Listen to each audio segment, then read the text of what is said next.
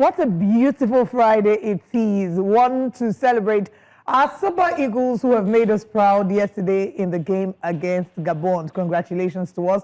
4-1 win. And we're looking at the details in a moment. You're welcome to Breakfast Central. I am Olive Emodi. And I'm Joe Hansen. Yes, we should actually be happy, but it's not yet uhuru, No, like they usually say, especially when journalists put pen to paper explaining very critical situation of things, just like that of the Super Eagles. And that makes us wonder, why didn't they just qualify easily than go through all these hurdles? But then again, we're happy because the victory simply means victory for all, especially now that we're faced with a lot of shut up, you know who I am, you are a you understand what I mean? Back and forth. But Benga understands more. Good morning, Lagos. Good morning, Nigeria. Thank God it's Friday. You're welcome to Breakfast Central. Congratulations to Super Eagles of Nigeria for their emphatic win over the Panthers of Gabon. On to the next one. We will be playing the Democratic Republic of Congo on Sunday, and I'm sure we will emerge victorious. And even after that one, we still have one more hurdle to go before we make it Canada, Mexico, and the United States next year. The showpiece, it will be 1994, 30 years since Nigeria made her debut at the World Cup. Remember that Rashidi Yekini goal against Bulgaria? How many years did you say? Super Eagles, 30 years ago. 30 years ago. It would be injustice if we don't make it back to where it all started. Well, DR Congo is also close to that. The last time that they had their, they were able to get to the World Cup was in 1974. Wow. Which is that's 50 years. 84, 94, 2004. Yeah. They're even more. So we want to look at sympathy in terms of who hasn't been to the World Cup in a long time. DR Congo, whom will be playing, they won Cameroon yesterday as well. So we'll be playing them on Sunday. They don't deserve to go to the World Cup. Why? We need to go to the World Cup. We have better players. Let them concentrate on Makosa. Wow. Yes. I'm not around, please. Don't want to. I will go back. You people should drag. I'm not around. But yesterday's match. I'm sure you used to do all that. I don't. I only dance gentlemanly dance like foxtrot and waltz and. I see that. Well, salsa. I see that. So you do. About yesterday's game, I remember when the Super Eagles had scored and then Gabon scored the first one at home. You could see people wondering like how my family members. Yes. Were the game was almost over. And then before you know, the second goal, Osimhen now did us third and fourth, which was great. At the time I was leaving the house, it was 4-1, and I was just hoping, let me not hear nonsense. That the 4 belongs to you. No. Okay, that's the claim. It was unassailable. Exactly. However, in the win, one person or two people seemed to dominate the conversation. Osimhen, of course, for obvious reasons. But Nwabali, people have been dragging Nwabali and saying that the Super Eagles need a different goalkeeper, that Nwabali is lazy, that all the theatrics he does at the goalpost is not necessary. They need a less boring, a more boring It's giving on Nana.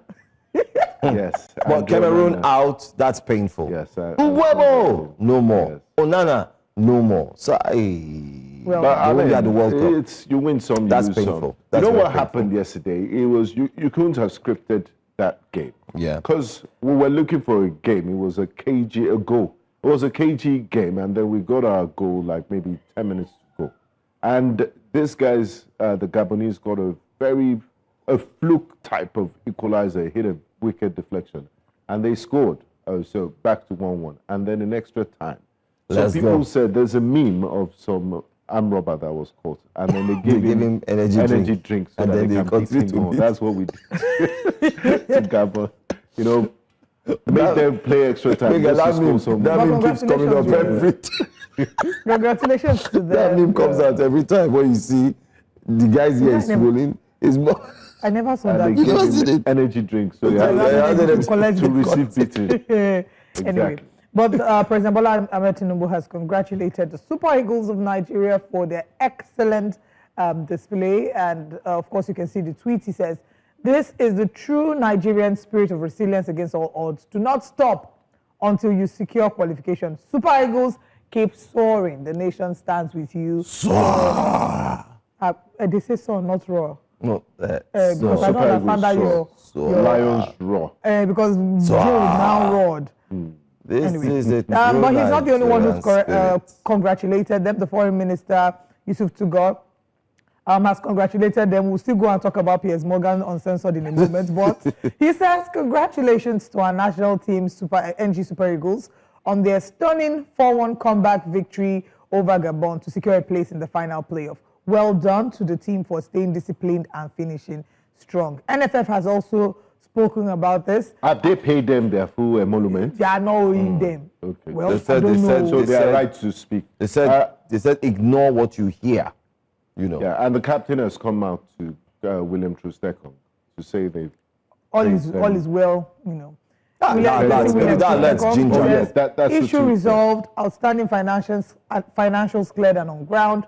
Team is united and focused as before on representing Nigeria with our maximum for the English. games. Yeah, man. English Maximum. is such a beautiful language. It's You a know, Friday, When you the know. money is large, it's called It's financials. maximum. Outstanding financials. Clear. Outstanding final. Okay. Yeah, anything less than So wait, if I 500K owe you is 2.5, wages. wait, if I owe you 2.5, that what one do you is call it? emolument. No. What is wrong with See, this the bigger man? the money, bigger the People have number. brought I don't out think the 2.5 is emolument. Friday behavior. No, I think 2.5. Okay, if it's like, okay, this Okay, money should that be like, 2.5 is wages because it's biblical. The wages of sin is there. What is wrong with these men? That one is very Let us head biblical to in social nature. media and see what Nigerians are saying about the Super Let's Eagles see the win wages. on X. Before this was turned this show into Comedy Central. let's see the edit. Let's go see what their tweets are. Olariwaju says, congratulations to the Nigerian Super Eagles on a thrilling 4-1 victory over Gabon, showcasing skill and determination. By God's grace, Lagbara Olorun, you will defeat Cameroon or DR Congo. At this DR time, Congo. DR Congo had not yet won. Yeah. With pride. Secured the intercontinental playoff spot and inspired the nation. Best wishes for a triumphant final. Thank you very much, Olariwaju. I received this on behalf of the Super Eagles. Next tweet. You're a professional broadcaster. Thank you for not calling it Dr. Congo. Very funny. We have always trusted the process that involves the players' commitment. What we don't trust is the officials behind the protest. Bang, NFF don't collect. Let's see another one. The next tweet. The Super Eagles were so generous. They let Gabon equalize in the 80th minute just to drag the game to extra time and beat them even worse. With the energy and then with the... that's what Benga and Joe were referring to, the energy drink and... collect. 4-1. Do we just go from the Super Eagles story now to, because we talked about the Minister of Foreign Affairs who had tweeted about the Yusuf Tuga. No, I think we should go to Abuja. Let's go to Abuja. Since we are talking about Nigeria, before we leave the shores. So Super Eagles, well done. Congratulations. All of us here from News Central, Breakfast Central, the entire team. And the whole of the country. Absolutely. Absolutely. And it's a Friday. So from the Super Eagles, we've tried leaving this story behind, but like a sour taste to the mouth, the story keeps following us every single where we go to. And we're talking about the story concerning the FCT Minister and the naval officer. I don't know if we're going to see an end to this story. No, I think after that press conference yesterday, that should wrap it up. But then again, let's let the people know that the FCT Minister has spoken. You know, we had mentioned here that there was going to be a press conference. Well, because we know him very well. Yes, there was a press conference. Minister Nyesom Wike has finally broken his silence. Speaking yesterday at a press briefing in Abuja, the minister addressed the viral confrontation between himself and Lieutenant Commander M.A. Yerima of the Nigerian Navy over a disputed plot of land in Gusape. Now, Wike, who has faced intense public scrutiny since the altercation, emphasized that he has nothing but respect for all government institutions, including the armed forces, describing the incident as unfortunate and largely taken out of context.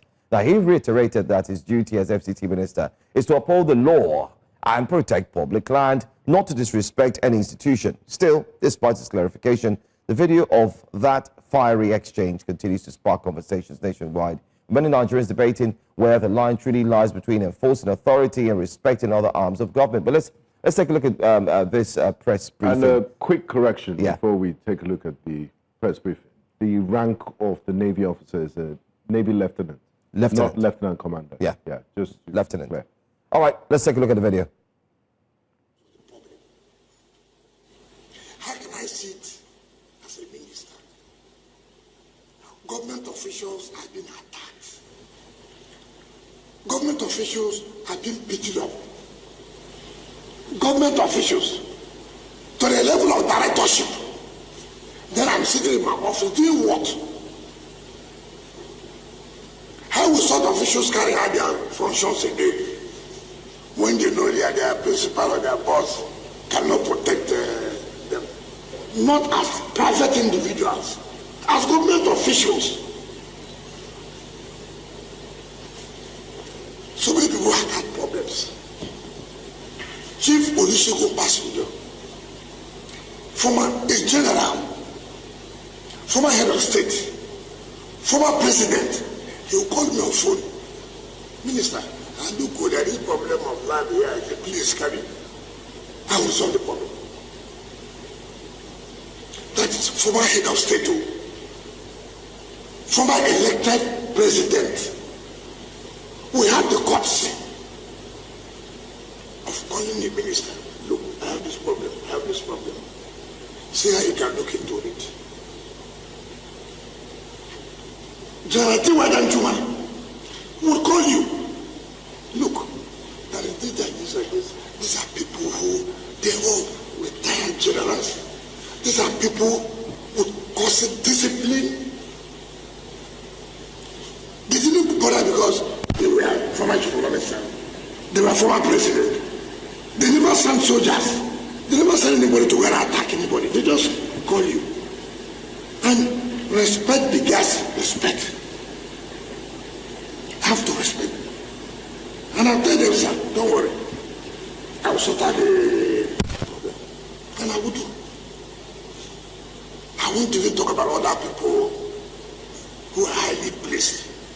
They will come to you. Mr. Minister, maybe we didn't know of this. If we knew, we would have done it like this. When a Sergeant Major General attacked the development control, I wrote a letter. The President Chief of Defense Staff was Chief of Army Staff then. I wrote a letter, sir. See. Because that is a serving military officer.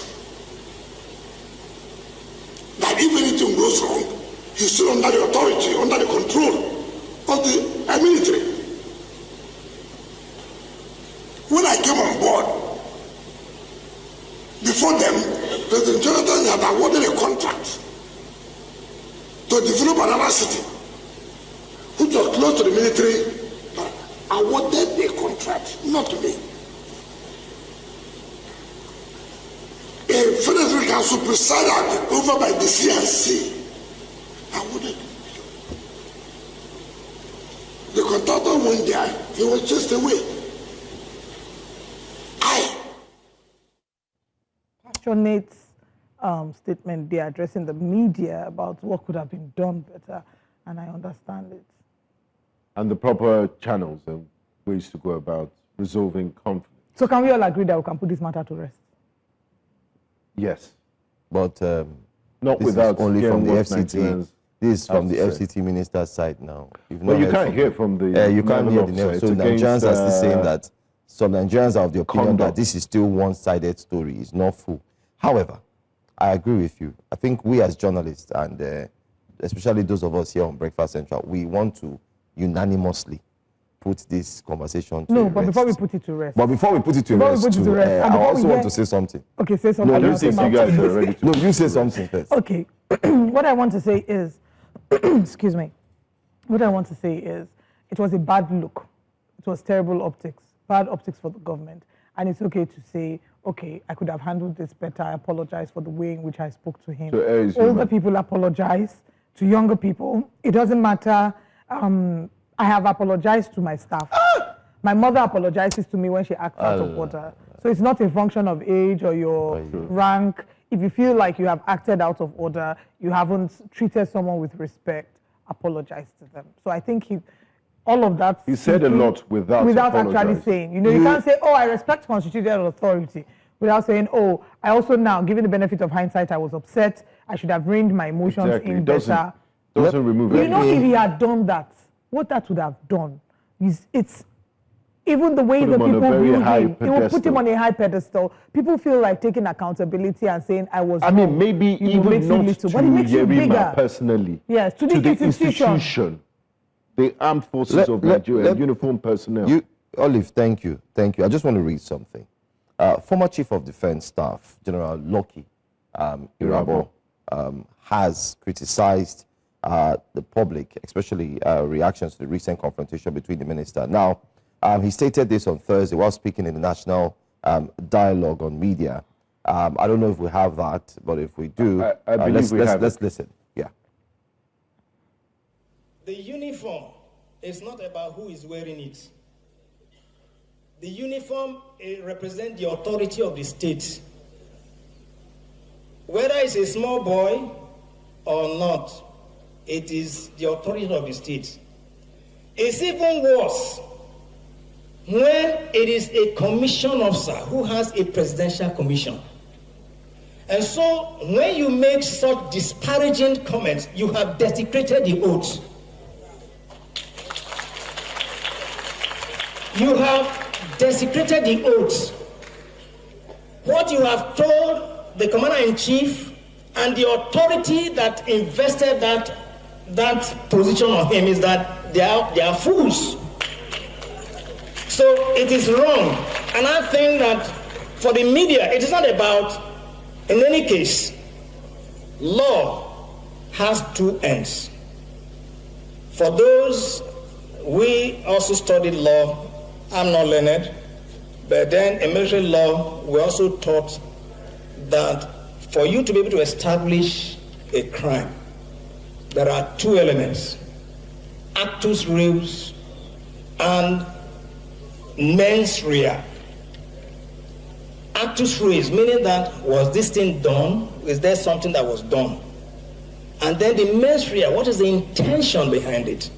So when a son says that the minister has authority over land and it's not the duty of a soldier, that is not the issue. Now, if you have any reason to believe that what the young man is doing, there is a channel. That's the rule of law. So you desecrating the oath, it had not left the realm of what the officer was doing. It is an offense against the state. So this is what you, the media, must try to highlight. I know that over the years, we have lost our educational traction. Civics that ought to be taught, these are things that primary school pupils, secondary school pupils ought to know. So I think that clarifies every single very thing. well said. From That balances the CDS situation. General Leo Stan Irabo, a fantastic submission. And it was part of what we discussed yesterday, that Absolutely. when you put on that uniform, it's not the person putting on the uniform. It's what you represent. He, as a regular commissioned officer of the Nigerian Armed Forces, of the Navy branch, has a presidential commission.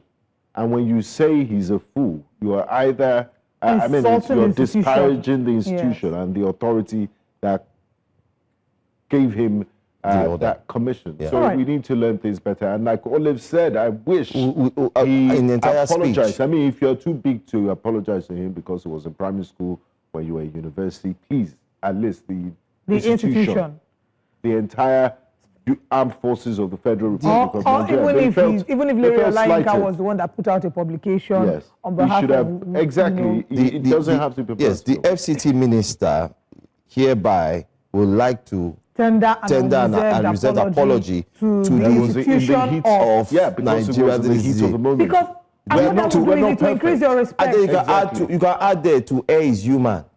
Air is human. We're not perfect. There was a day, Olive, when we had that big table, she wore Crocs. We're not perfect. To set. Okay. We'll hear what Nigerians are saying about this, but to kickstart what Nigerians are saying, I'll take comments on YouTube. We're streaming live on YouTube. Search for News Central Live and join the conversations. You can drop your thoughts and I'll pick it there. Mokunye Chukwuemeka says, the man Wike is only terrified because his supposed small boy stood up against him.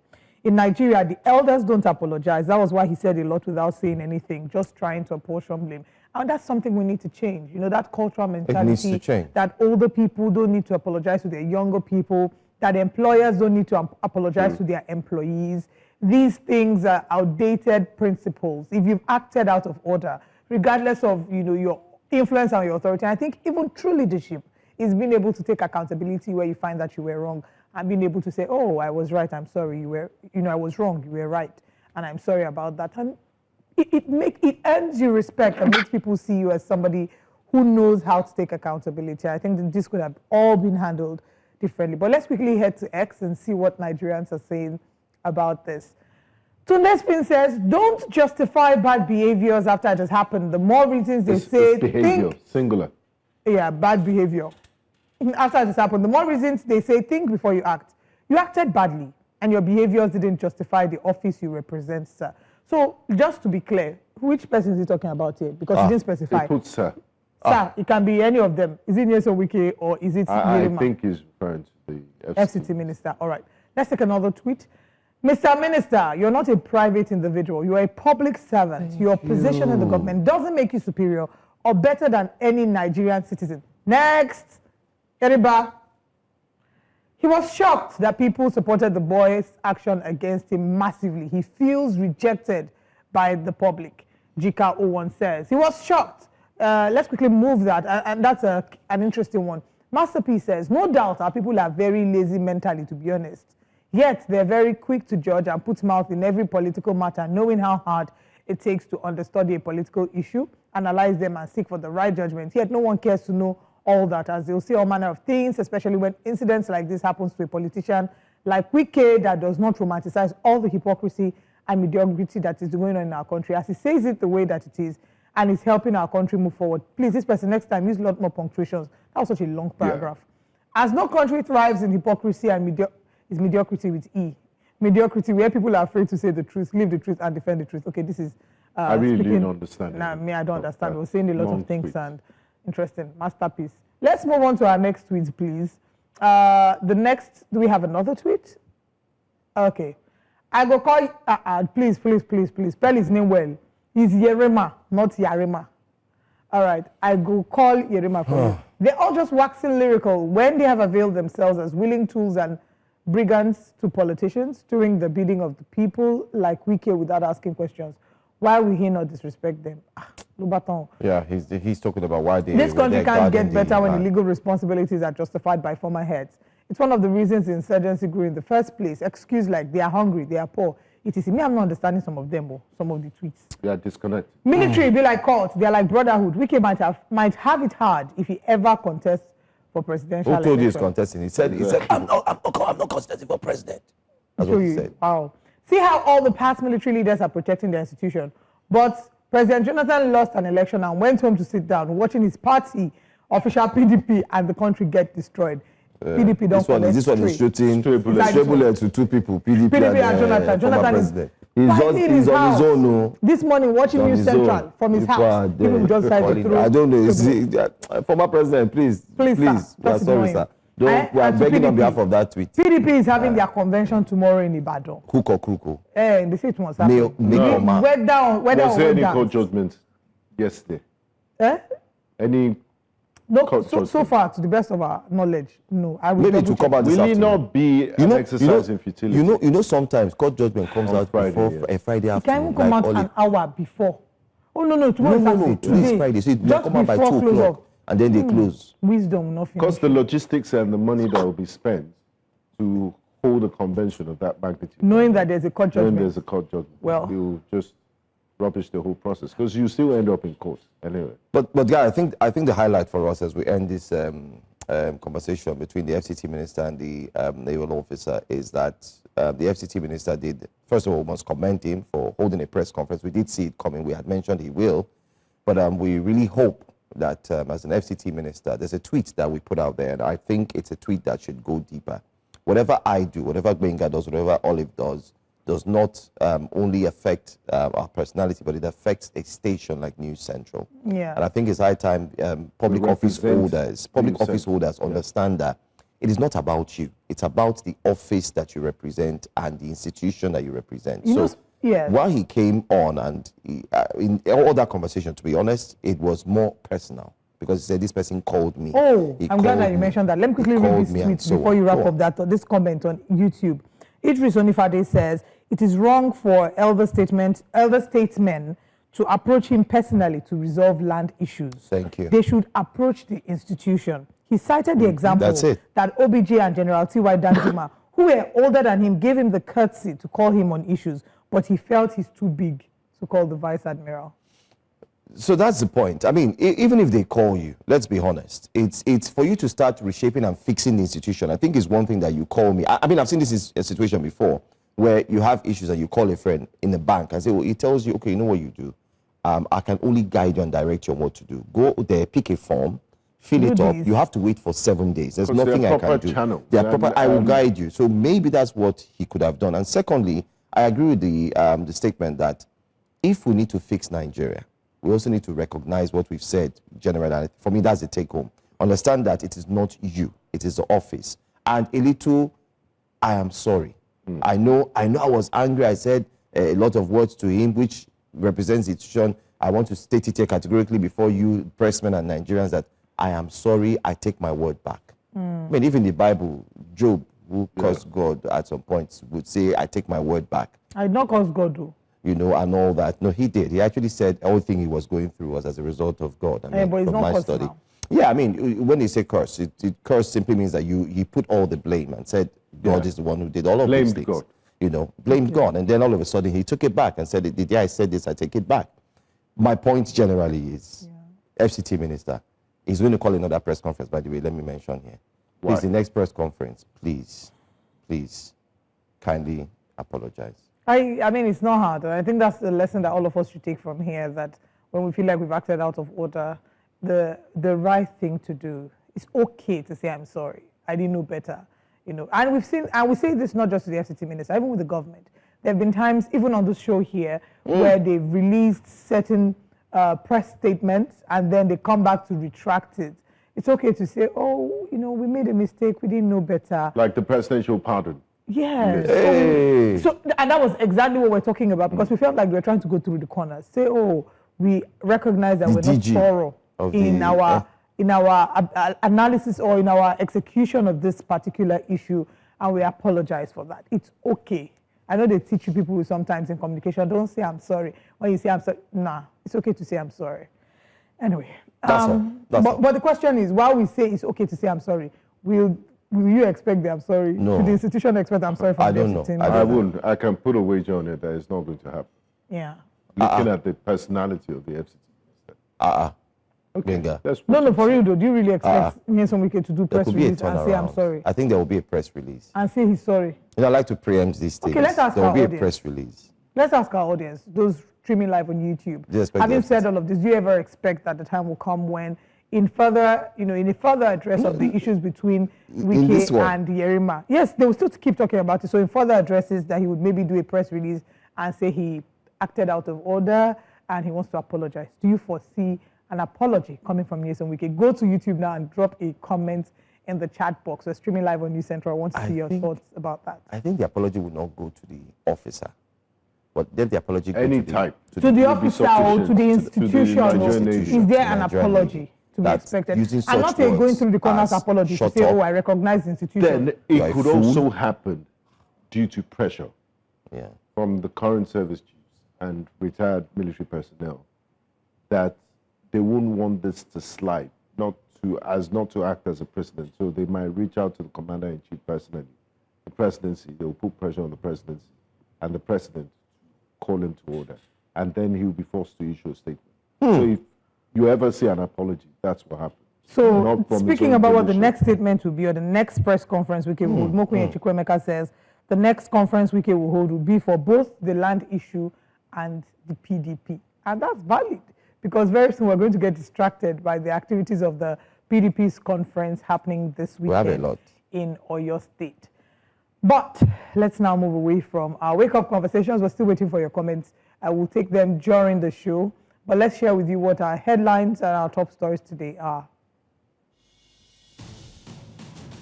Today on Breakfast Central, cracks in Obidient Movement as Director of Mobilisation resigns, and every other person is talking about the way forward for Mr. Peter Obi. Analyzing governance in Akwa Ibom State, we'll be looking at that and talking about the new things that are indeed developing in the state. Negotiations decry repair works on Lekki Ajah Expressway. Have you heard? It's going to take so much from all who live within that axis. Senate reviews Armed Forces Act. We'll talk about that as well. And then the front pages of the newspapers will be here at 9 a.m. You can join us then. Stay with us. This is Breakfast Central.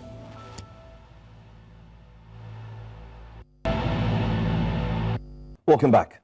In what appears to be a major internal rupture in the Obidient camp, the movement's Director of Mobilisation, Monye, announced his resignation from the group, citing unmet goals, lack of structure, personal harassment, as well as the movement's poor showing in the recent Anambra election, and also alleged neglect by Mr. Peter Obi. Now, he also accused the movement's leadership of neglect, claiming limited or no communication between Peter Obi and movement leaders, a claim that, if accurate, signals a dangerous disconnect between the figurehead and the grassroots apparatus of the presidential candidate, Mr. Peter Obi. Now, these are not small complaints, by the way. They are issues that strike at the heart of the movement's organization, not forgetting to the finances and also the credibility. Joining us for this discussion this morning is the spokesperson for Peter Obi Media Reach, Ibrahim Umar Wase. Thank you so much for joining us. Thank you for having me. All right. Maybe we'll begin by getting your initial reactions to the publication and the resignation. What were your thoughts when you saw that? All right. First and foremost, I would like to say we appreciate Monye's contribution and respect his decision to step down. The Obidient Movement is a volunteer-driven citizen movement, and transitions like this are perfectly normal. We are, Peter Obi as a person, lead by example rather than being an authoritarian figure. So when people decide that we are not okay what is going on, I believe it's okay for them to move on. But notwithstanding, it is worthy of mentioning that the Obidient Movement is a people-driven movement, and it's not going to be easy for us to just get rid of the current status quo, the malady and tyranny that is happening in the country without passing through this phase. So in a nutshell, we respect his decision and we move on. Okay, Ibrahim, you said you do respect his decision.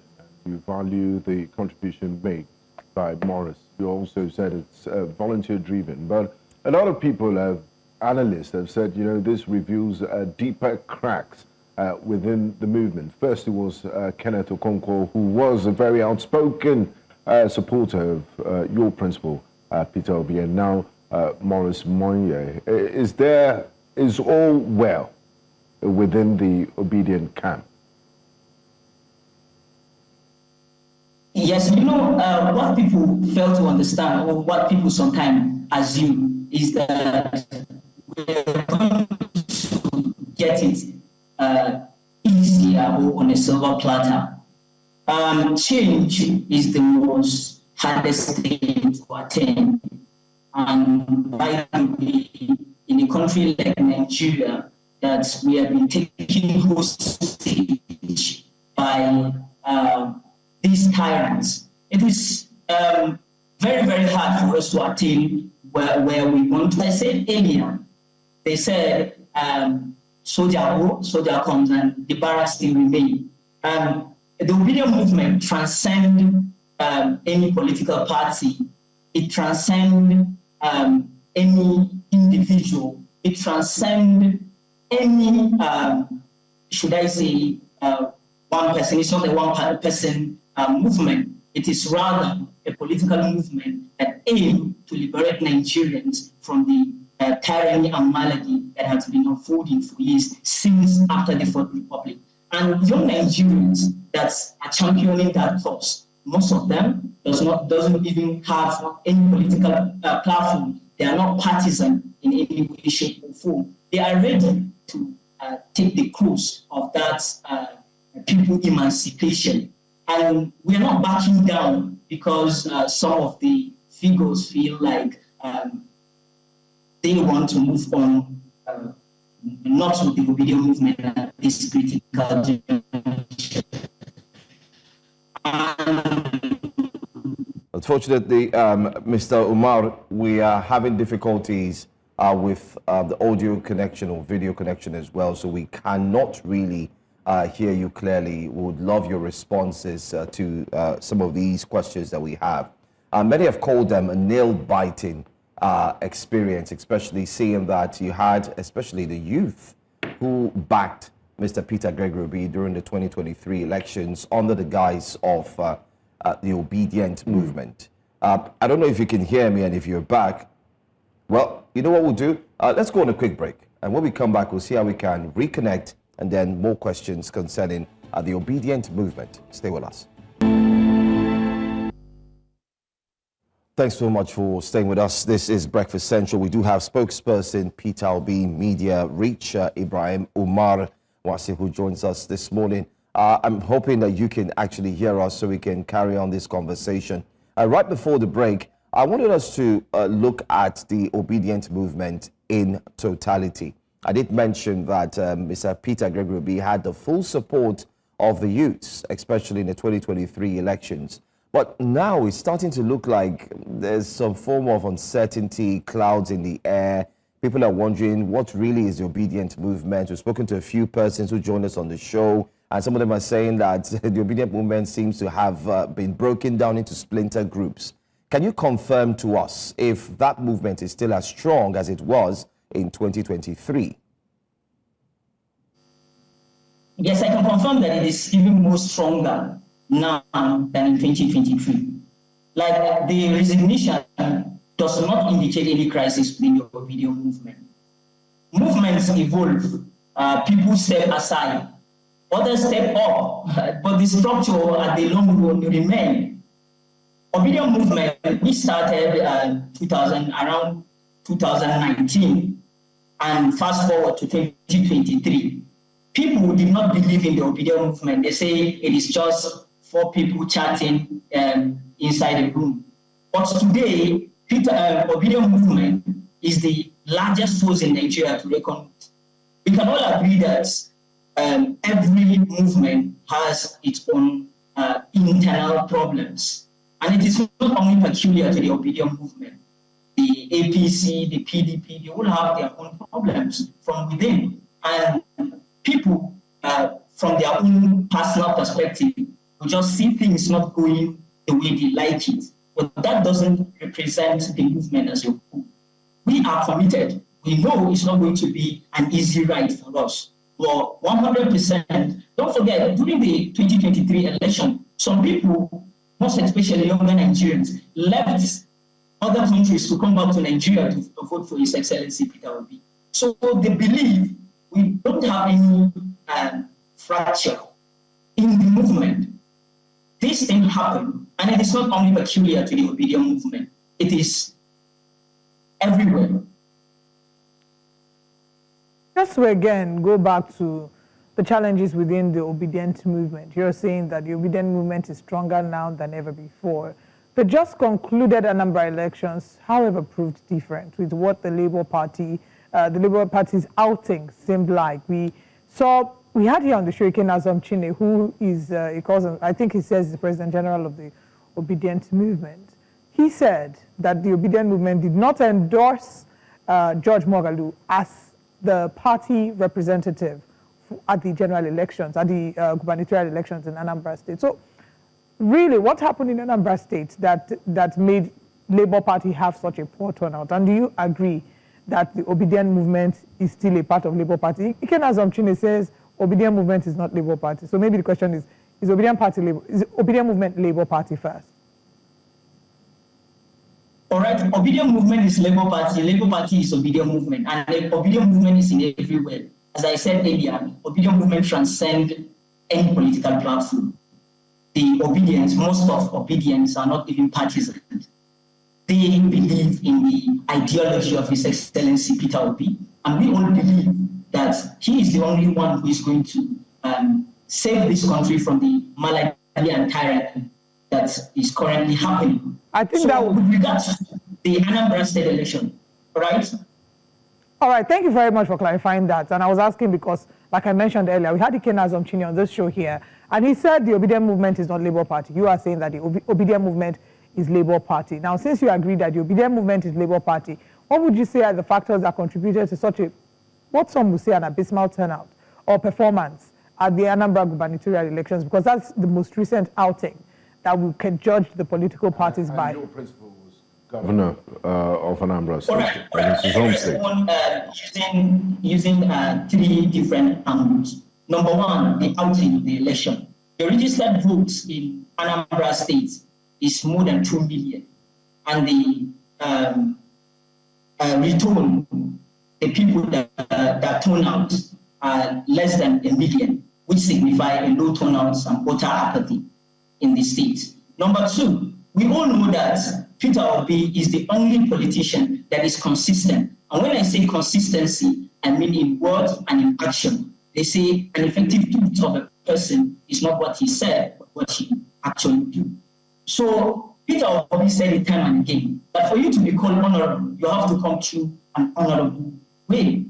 With that, Peter Obi refused to fall in to the status quo, the conventional way of winning election, if you like to put it that way, buying votes and so on and so forth. We believe that the people have the right to choose who they want. And the third thing is that it was not Peter Obi on the ballot, it was George Morgan. And rightly so, His Excellency Peter Obi supported George Morgan, but the people have the right to choose the right candidate for themselves. And looking at the Igbo people, by the way, I'm not an Igbo man, I'm a Hausa man, but I was on ground during the Anambra State election. Igbo people are more of Republicans in their political approach. They don't like anybody to come and dictate to them what to vote for. They support Peter Obi clearly, but Peter Obi is not an authoritarian figure. He is a leader who leads by example. So Peter Obi campaigned for Morgan, but at the long run, it is Morgan's track record, it is Morgan's competence, it is Morgan's reach and influence that will give him that mandate, not necessarily Peter Obi's support, although Peter Obi's support will pave the path for him. So I can guarantee that if Peter Obi was on the ballot, he would pull at least 99% of Anambra State election in any political seat But in this case, Peter Obi was not in the ballot. So another question, just to follow up from what you've answered, was the Obidient Movement in support of George Moghalu? Was it a yes or a no? Yes, but the Obidient Movement is in support of George Moghalu. Okay, thank you for answering that. Before you go further, I asked you that because again, when we had the Nyesom Wike on the show, he said the Obidient Movement was not in support of George Moghalu, and that the Obidient Movement did not think that he was a strong enough candidate. Yeah. So this then goes back to the question that my colleague asked you earlier about the fractions within the Labour Obidient Movement. Well, let's take a look at this video. A free and fair election, and that's what we got. And those that prepared for the election got their results. So we as Obedience, we had earlier on said that the Labour Party candidate was not, it's not going to give us obediently what we need. And we made a decision to support the Soludo administration because of the competence and the credibility that we are told to emulate. So we give kudos to the governor for his victory. Seeing that video of what Nyesom Wike says, so it goes back to the question that Joe had asked you earlier. Are there factions within the Obidient Movement? If not, what do you make of what Nyesom Wike said?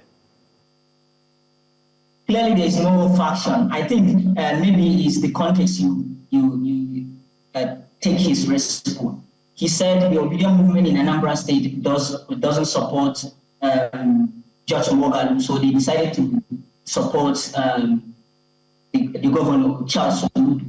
And I said something. The Obidient Movement has a clear leadership, and the leadership of the Obidient Movement clearly supports George Moghalu. Just to interrupt you, there's no contextual analysis to this. He clearly said, because I asked him, and he clearly said that the Obidient Movement did not support George Moghalu, and they didn't think that he was a strong enough candidate, that they didn't endorse that. And then he also said the Obidient Movement is not Labour Party. And you're saying something different, which is why I'm asking.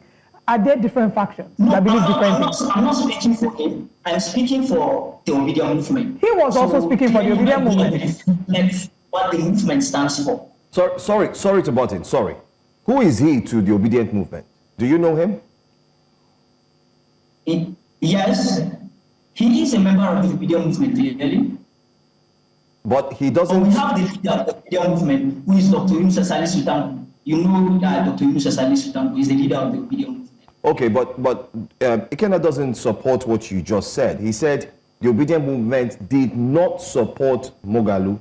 They did not, and they did not give him their consent or endorse him. Rather, in that same interview, he said they supported, in other words, the other party. Are you aware of that as an Obidient Movement, in quotes, member? All right, there are a lot of people who have the right to make a choice for themselves, but that doesn't reflect the stance of the Obidient Movement. The Obidient Movement supported George Morgan, not Charles. And we can use common sense here. His Excellency Peter Obi campaigned for for George Morgan, not Charles. So it is obvious that the stance of the Obidient Movement is George Morgan, not Charles. Sorry, just to add again before Benga asks his question, I want to find out from you. Do you know of Justin EJ? You know Justin EJ, right? Yeah. Okay, Justin was here. Unfortunately, we cannot find that clip now. And while he was seated next to me here on my left, he did say that the Obidient Movement is not Labour Party. It is a movement on its own. But you're saying that Obidient Movement is Labour Party. How do we juxtapose that? All right, I said something. I said the Obidient Movement transcends any political party. So within that context, people will say Obidient Movement is not the Labour Party because we have obedience across all the political platforms, and we have obedience that are also not partisans. So Obidient Movement transcends political party. So if we're going to take it like a universal set, Obidient Movement is the universal set, and Labour Party is a subset of that universal set. Okay. Now, Mr. Wase, we're slowly approaching the end of this year. I mean, next year is penultimate year to general elections. Your principal, Mr. Peter Obi, my question to you is he contesting in 2027? Is he going to seek the highest office in the land? And I ask this because all other major candidates have pitched their tent and declared their intentions. We still, with the ongoing crisis in the Labour Party, we're not sure if it's neither here nor there. When are we going to get something decisive from him, a proclamation from your principal? Right, Peter, we currently focus on not politics, but the issue of ground. I mean, recently, the government of the United States of America issued a warning to the Nigerian government, which is shameful of the way they are governing the country. And Peter Obi is going around, I know you have seen it, doing his normal patriotic and also compassionate donation to schools, what he believes in. So the announcement of whether Peter Obi is going to contest in which platform is going to come at a due time. Nigerians should not be in a haste to hear where Peter Obi is going to contest and the platform that is going to contest on. Currently, he is a member of the Labour Party and he committed with the coalition. Okay, you said he's a member of the Labour Party at the moment, but I also want to go back to a slogan that was something that was used, that was credited to His Excellency Peter Obi. We say Peter Obi, no, they give shishi. Does the Obidient Movement still stand by that now? Do you still support it? Because it would seem that funds is another issue that's been complained about. So how is it that at the start it was okay to applaud Peter Obi for not giving shishi, but now it seems like that's a major issue. Yeah, they are the one confusing themselves here. Peter Obi make it clear, and I think the one thing that everybody knows is that Peter Obi is not willing to compromise his idea at the detriment of Nigerians. He is resolute in saving Nigeria, and in saving Nigeria, we know they give shishi doesn't necessarily mean Peter Obi is not going to be giving money, but he's not going to be buying food. He's not going to be squandering phones just because you want to prove a point. All the idea behind Peter Obi is give shishi is that Peter Obi is committed to rescuing Nigeria through due process, and he is not going to compromise his ideal at the detriment of the Nigerian people. Okay, Mr. Ibrahim Wase, I just want to ask, I mean, this is just a personal question. Are you a politician? Yes. Okay.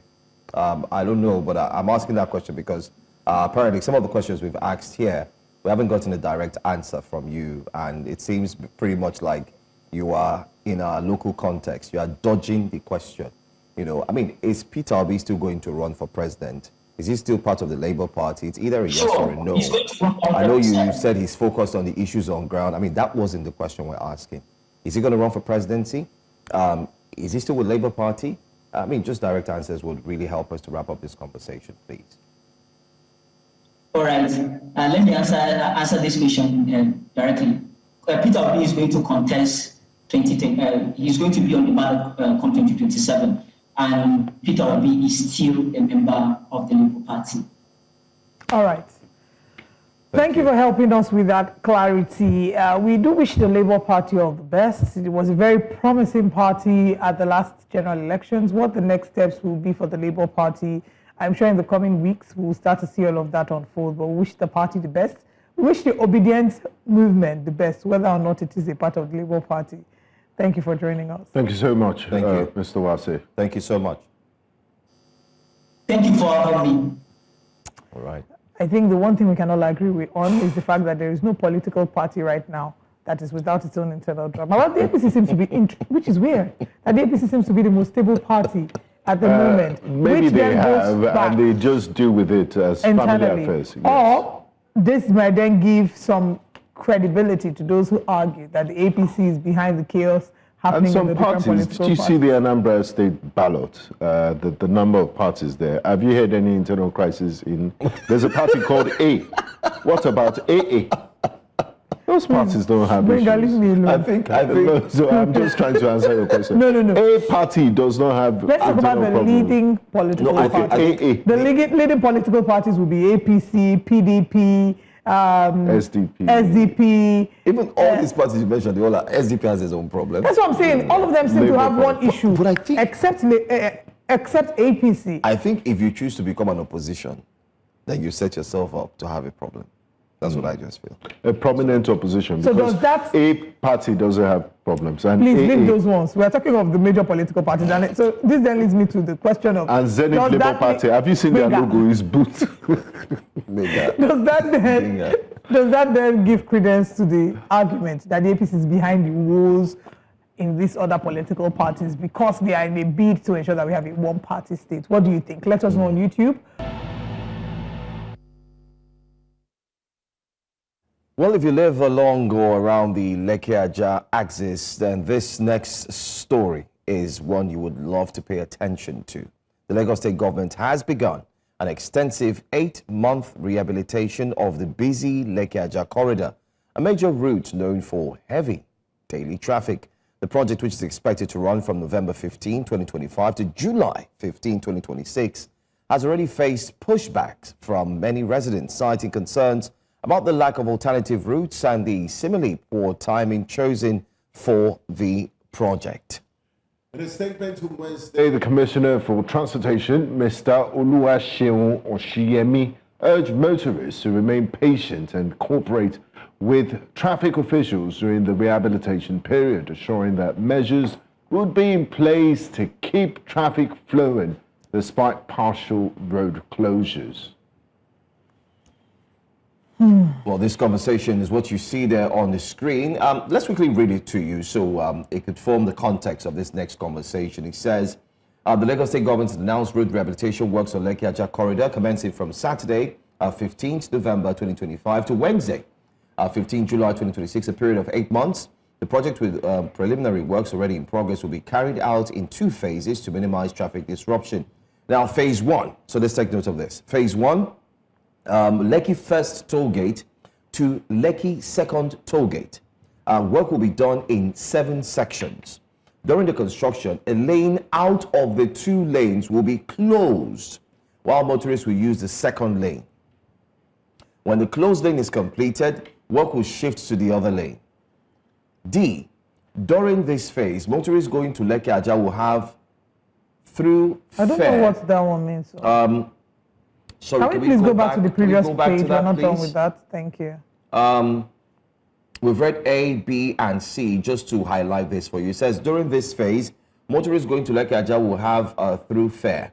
Okay, we'll try and see how we can get that clearly. Phase 2, Lekki Second Toll Gate to Ajah Under Bridge. Work will be done in 4 sections.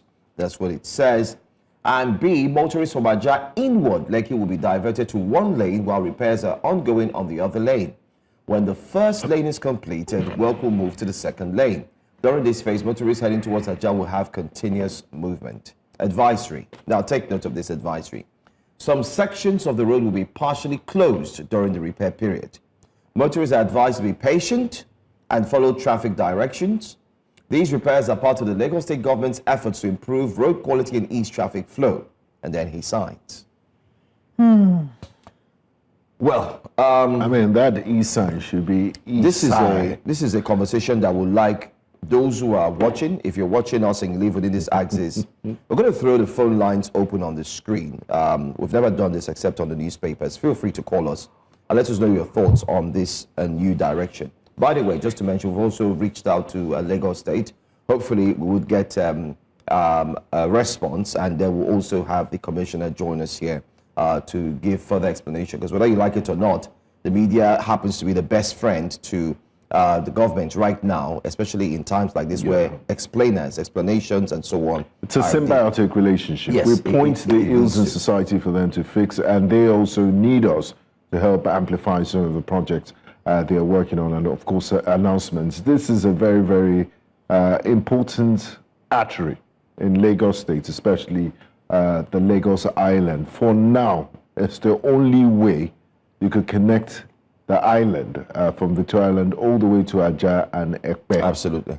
Because construction is still ongoing on the super highway, the Lagos-Calabar Coastal Road. This is an indictment on the Lagos State government for different reasons. Knowing the importance of this road, that's the road that leads to the Dangote refinery, by the way. And the trucks applying that road And the trucks daily. that apply that way, the logistical network, movement of people from point A to point B. It's a very serious road. So it's an indictment for the state government to have left it to this state of disrepair before doing something about it. That's why they have to disrupt and shut down for 6 or 8 months. If you were continuously doing repair works in parts while the road was deteriorating, you wouldn't have to make this major announcement. It's almost like they're going to have to reconstruct that entire stretch. And you could just imagine, time is money. We need to start quantifying the financial loss, the man hours. We need to start calculating it in Naira terms, and the disruption to businesses. A lot of people. I mean, the road as it is like this, in the 3 or 4 lanes. We have a picture. Can we have that that picture up of the Lekki-Ekpe Expressway? I just want to drive home a point to see how hard. Yes, that's a picture. This is just by the Ozumba, by the way, axis. You can see 1, 2, 3, 4, 5 lanes, and then all of this will collapse to 1 single lane. I am afraid we're going to witness what you and the mother that murdered their mother. The mother of all traffics that you were stuck in. Because it's one thing to project something. The reality is different. You can't, the volume of traffic that this artery, that goes through this artery every day is almost in the millions, if I'm not mistaken. So it's quite a lot. So if you're going to reduce it to a single lane because you're doing repair works, I'm afraid everybody's going to spend their whole day in traffic.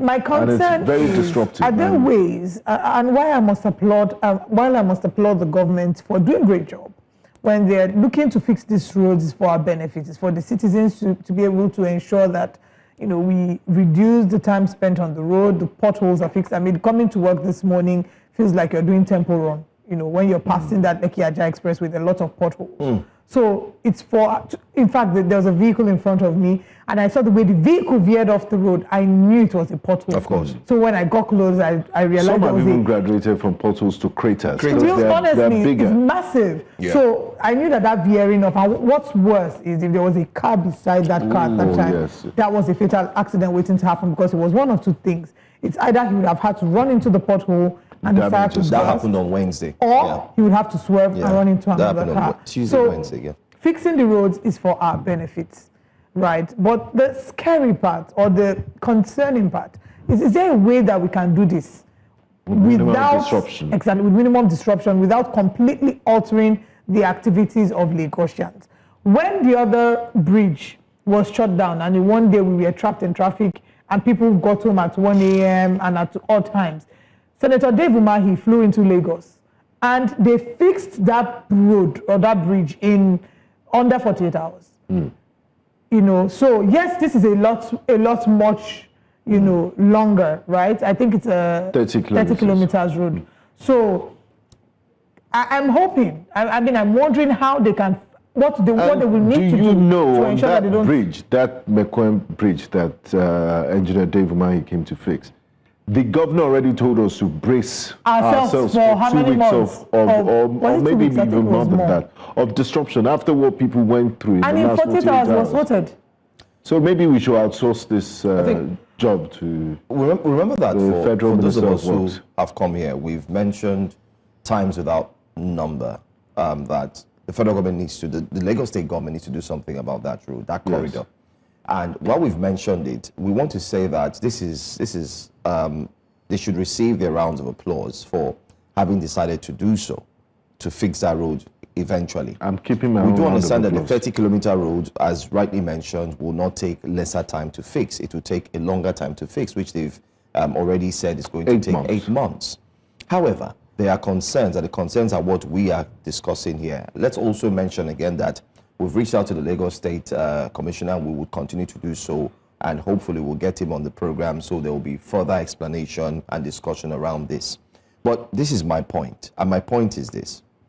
One, the announcement of the construction, it wasn't made known earlier until, let's say, 4 days ago, or even maybe 5 days ago. We need to understand that Lagos is a metropolitan city. It's a mega city. It's busy, it's a mega city. People would like to plan ahead. I'm sure if some people knew that there will be a construction at a certain point in time, people would find alternatives, or they would start to adjust or possibly take their holidays on time. But that's by the way.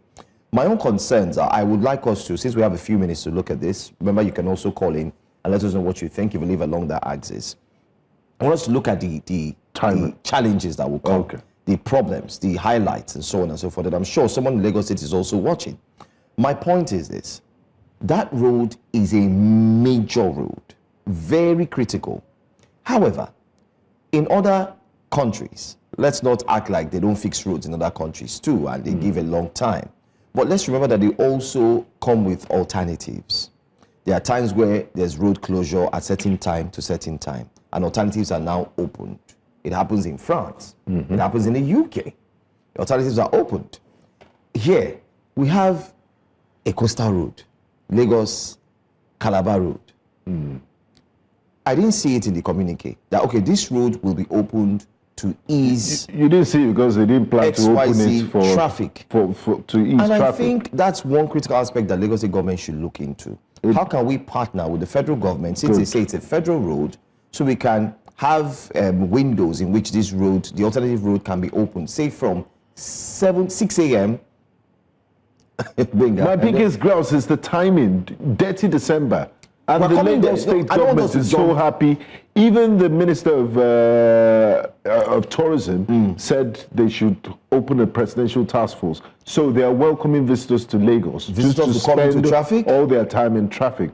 So what's the point of this? It looks counterproductive. I can't even lie. I think they should delay this repair. I've been having anxiety. Or they should find a different way to fix it. Yes, I've been having anxiety at the thought of December approaching, not because of anything else, but because the of traffic. Movement, traffic. Because when I was younger, what we used to see was that during the festive season, Lagos, the roads were dry. The roads were scanty.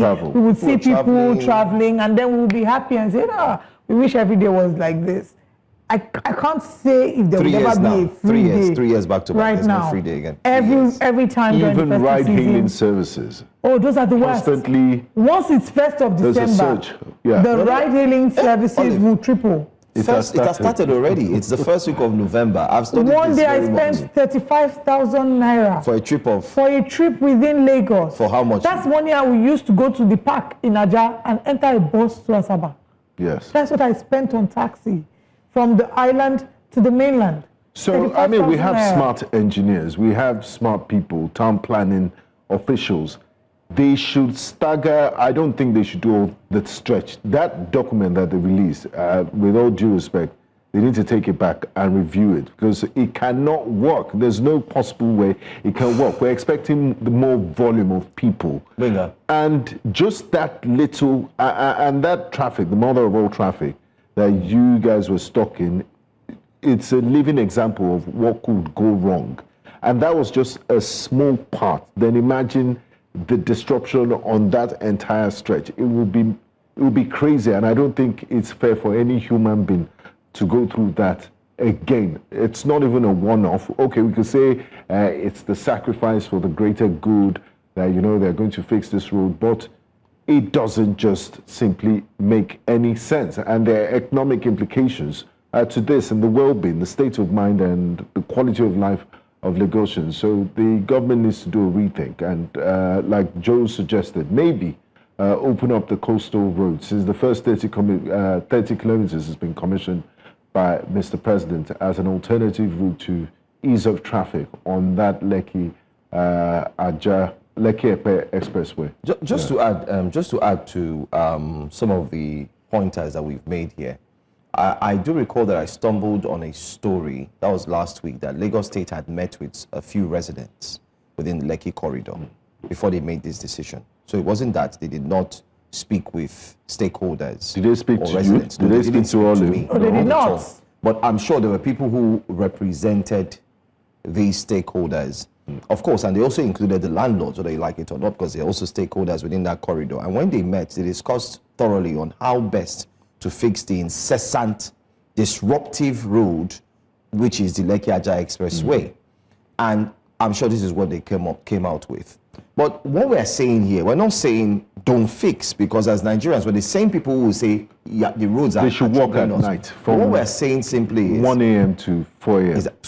So that comes with the decision that they need to make. The decision for me and for us here is, we're concerned.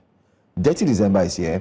You would expect an influx of number of people. I think we really need to break it down so they get to understand. One, there's going to be an economy invasion. Let me use the word invasion for one. Economic boom. Where you have a boom, there's a boost. And for you to get that boost, you have more people. So more people are flocking in. In quotes, more Airbnbs, hotels, movement. When we're not fixing the road, traffic usually on that road is from first toll gate down to the island. You spend nothing more than 4 hours, 3 hours on fact.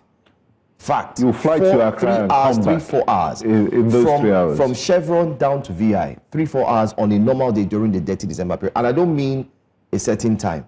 It's round the clock. Ask those who regularly pass that road, because that road is ever busy. At night time, I mean, like they say in the popular song, the freaks come out at night.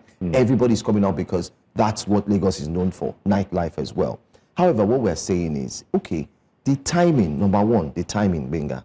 Number two, the alternative route should be looked into. Maybe if you open it, people can use the alternative route from Igwefo or from Jakonde. They can enter there, pass, and then follow the alternative route. And guess where you burst out? You burst out on the island.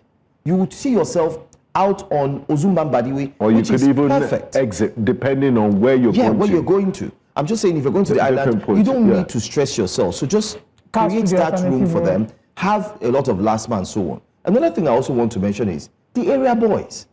The area boys, if you're creating this alternative route, are also going to have them stay and say, Owenda, before you pass. Ensure that they are not part of this entire plan. Let them leave the road. Exit those spaces, and then there's free very important flow of traffic. The bigger one for me is the fact that we're going to have an economic boom starting from next week. How are we going to manage the number of persons that are moving into that axis? Can we also speak about the traffic lights as well? Because in many areas, thankfully, the Freedom Way traffic light I'm always talking about is currently working.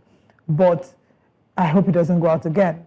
Because once the traffic light is out, it's chaos. Certain points on that Lekki-Ajah Expressway, you see Freedom Way Junction. You see that Osakpa Junction. Salem. Osakpa London. Yes, Osakpa London Junction, that place that leads to, it's the Osakpa one. Then after Osakpa, there's the Chevron. Okay, Chevron. Chevron isn't always as bad, to be fair. Oh, you're talking about Ibuefo. Yeah. Ibuefo, Chevron. No. Ibuefo traffic isn't always as bad as well. So there are certain hot spots on that Lekki-Ajah Expressway. There's the Freedom Way, there's the Osakpa Junction, and there's the VGC, I think. I think VGC gets really hot with traffic, and then there's Ajah. These hot spots, these areas, please, let's ensure the traffic lights are always working. I mean, in all of this, because of my concern for both of you, you have to commute using that axis. I think after the show, let's just take a ride down to Ikeja Airport area. And look for a private jet or helicopter. We have to go and price helicopter. Binga. That's actually a service. You know, just to add again, because when I saw this story, I had to piggyback on some other ways people have handled this issue. Like we say again, we commend the Lagos State government for wanting to eventually answer to the call to fix the road. But then again, in other countries as well, there are alternative transport systems. If you don't want to drive, you don't even need to drive. You have the train, you have the bus, ferry. you have the ferry. We don't have either of these. And it's even more expensive for you to drive. We have, but the quality, it's not enough, and then the safety standards. Yeah. From Ajah, you should be able to take a ferry to University of Lagos. Should I shock you? Yes. Should I shock you? Should I shock you? Hold on. Benga, from Ajah, you can get a ferry, a boat rather, that takes you to Maroko Sandfield. Oh yes. Yes. So I have a friend points. who goes to work through that means. He takes a boat, he doesn't drive, so he just wakes up, pays for the ticket, takes a boat in Ajah, and he drops at Maroko Sandfield, and he comes down. His office is just at the Maroko Sand, so he just crosses Makes the road. more sense. Yeah. But he has also highlighted the reasons why he's not really taking that any longer, because of maintenance, fear, and so on and so forth. Couldn't these things have been fixed? What I was expecting in the communique as well from Lagos State is that, okay, we're fixing it. However, the statement we saw was that you should cooperate with the traffic and be patient. And be patient. In other countries as well, and maybe tomorrow, on Monday rather, when we have this conversation, because we're going to come back to this conversation, we would pull out some of the communiques from other countries who are also engaging in road rehabilitation. They give you options. Alternative are A, you do this. B, you do this. But with regards C, to the ferry thing you mentioned, and of course, the Grand Lagos Master Plan is one of the lines. I believe the purple line or the green line is going to service that area, but that's in the future. And of course, recently we did highlight the Lagos State government and the French Development Agency working on Omieko, the partnership to have standardized boats that will ferry people from point A to point B. I can't wait for State of Aquatic Splendor for a reason. Yeah. And maybe one of those E1 boats, they should have left one or two for you and Joe. To use to come to work. I know the even exciting part. I can't wait for when we have boats that will carry not just human beings, but also carry our cars. Because yes, in ferry. England, for example, like in Tanzania, we'll be able to drive your car and drive into the boat. The boat crosses you over. You don't have to use yourself. The Lagos State used to have that, and still does apparently. But the last time I saw it, I know of a friend again who uses that. They used to have it at as soon as you come out from the toll gate, you go forward by your right. I don't want to call company names. Just at the back, they have it. It's gigantic there. For those in Lagos, you understand, they know where I'm talking about. By a hotel. Yes. Yeah, and it has a very popular name, but I don't want to call it as well. And you just drive in there, they help you, they ferry. For those who are in Ikoyi and so on and so forth, it's easier. But Binga, what we're saying here and using this medium to state is that for the Lagos State government, we laud you for wanting to take the bull by the horn to fix the roads, but we really think that you need to sit down again and reconsider. Maybe the timing, not now. Maybe you can start in January, but prior to January, please, there should be alternatives that should be made available for Lagosians to commute. Maybe new buses, maybe the CNG buses cannot be put on the road. But they're still going to be on the road. I mean, the road is too sensitive. It's just one road, and they need to work at night or just find something different to do about this. Not jeopardize citizens' movement, ability to move around. If I drive, if each neighbor, if each Lagosian on that axis drives, and January schools have resumed, if each home drives 4 cars per day, and I'm told that there are 50 CNG buses provided, I can drive just one, and the rest of the members of the house can use the CNG buses. It's just a way, maybe just a thought. Okay. I'm just saying. It's an ongoing conversation, and hopefully we'll get to the end of it soon, and we'll find a solution that takes care of everyone's needs. That's right. We'll go on a quick break, and when we come back, we'll take a look at another conversation this time. We're going to leave one state where we have highlighted one of the biggest challenges that's coming on the state, well known for dirtyism and the likes. We're going to move to another state, this time in southern Nigeria, like Benga says, not south. Okay? Stay with us. We'll go on the break. We'll be right back. Like Joe said, from Lagos State, we move to another state in southern Nigeria. This time around, Akwa Ibom State. Akwa Ibom State has continued to attract attention for its visible transformation from new roads and housing projects to renewed focus on industrialization and grassroots development. The state is fast gaining recognition as one of Nigeria's leading tourism destinations with its peaceful atmosphere, excellent road network, and expanding hospitality sector. The state is becoming a model for sustainable tourism development. Well, recently, high-profile events, including the FIFA World Cup qualifiers at the Godswill Akpabio International Stadium, Davido's concert, you remember that? And the 5th edition of Uyo Fashion Week has spotlighted the state's growing reputation. Observers credit the state's success to consistent government investment in infrastructure, ease of air connectivity through Ibom Air, and the development of modern facilities. But today, amidst all of the empowerment pageantry and all of the beauty and so on that lies in the state, we're going to be looking at some other aspects of it in terms of governance and, of course, what the future holds for Akwa Ibom State. Well, joining us this morning is Right Honorable Nyesom Wike, Commissioner for Information, Akwa Ibom State, to discuss Akwa Ibom's development strides and, like I mentioned, also look at the political landscape. Permit me to say in the language, Amisire, good morning. Okay, I don't know if you can hear us. Can you hear us? Yes, I can hear you very well. Okay, all right. Thank you so much, and thanks for joining us. Yeah, thank you, and good morning. Good morning. Let's start off first by looking at this season where we are. It's the Ember month or months, and we do know what Akwa Ibom stands for in terms of tourism, in terms of welcoming people, in terms of hospitality, as it were.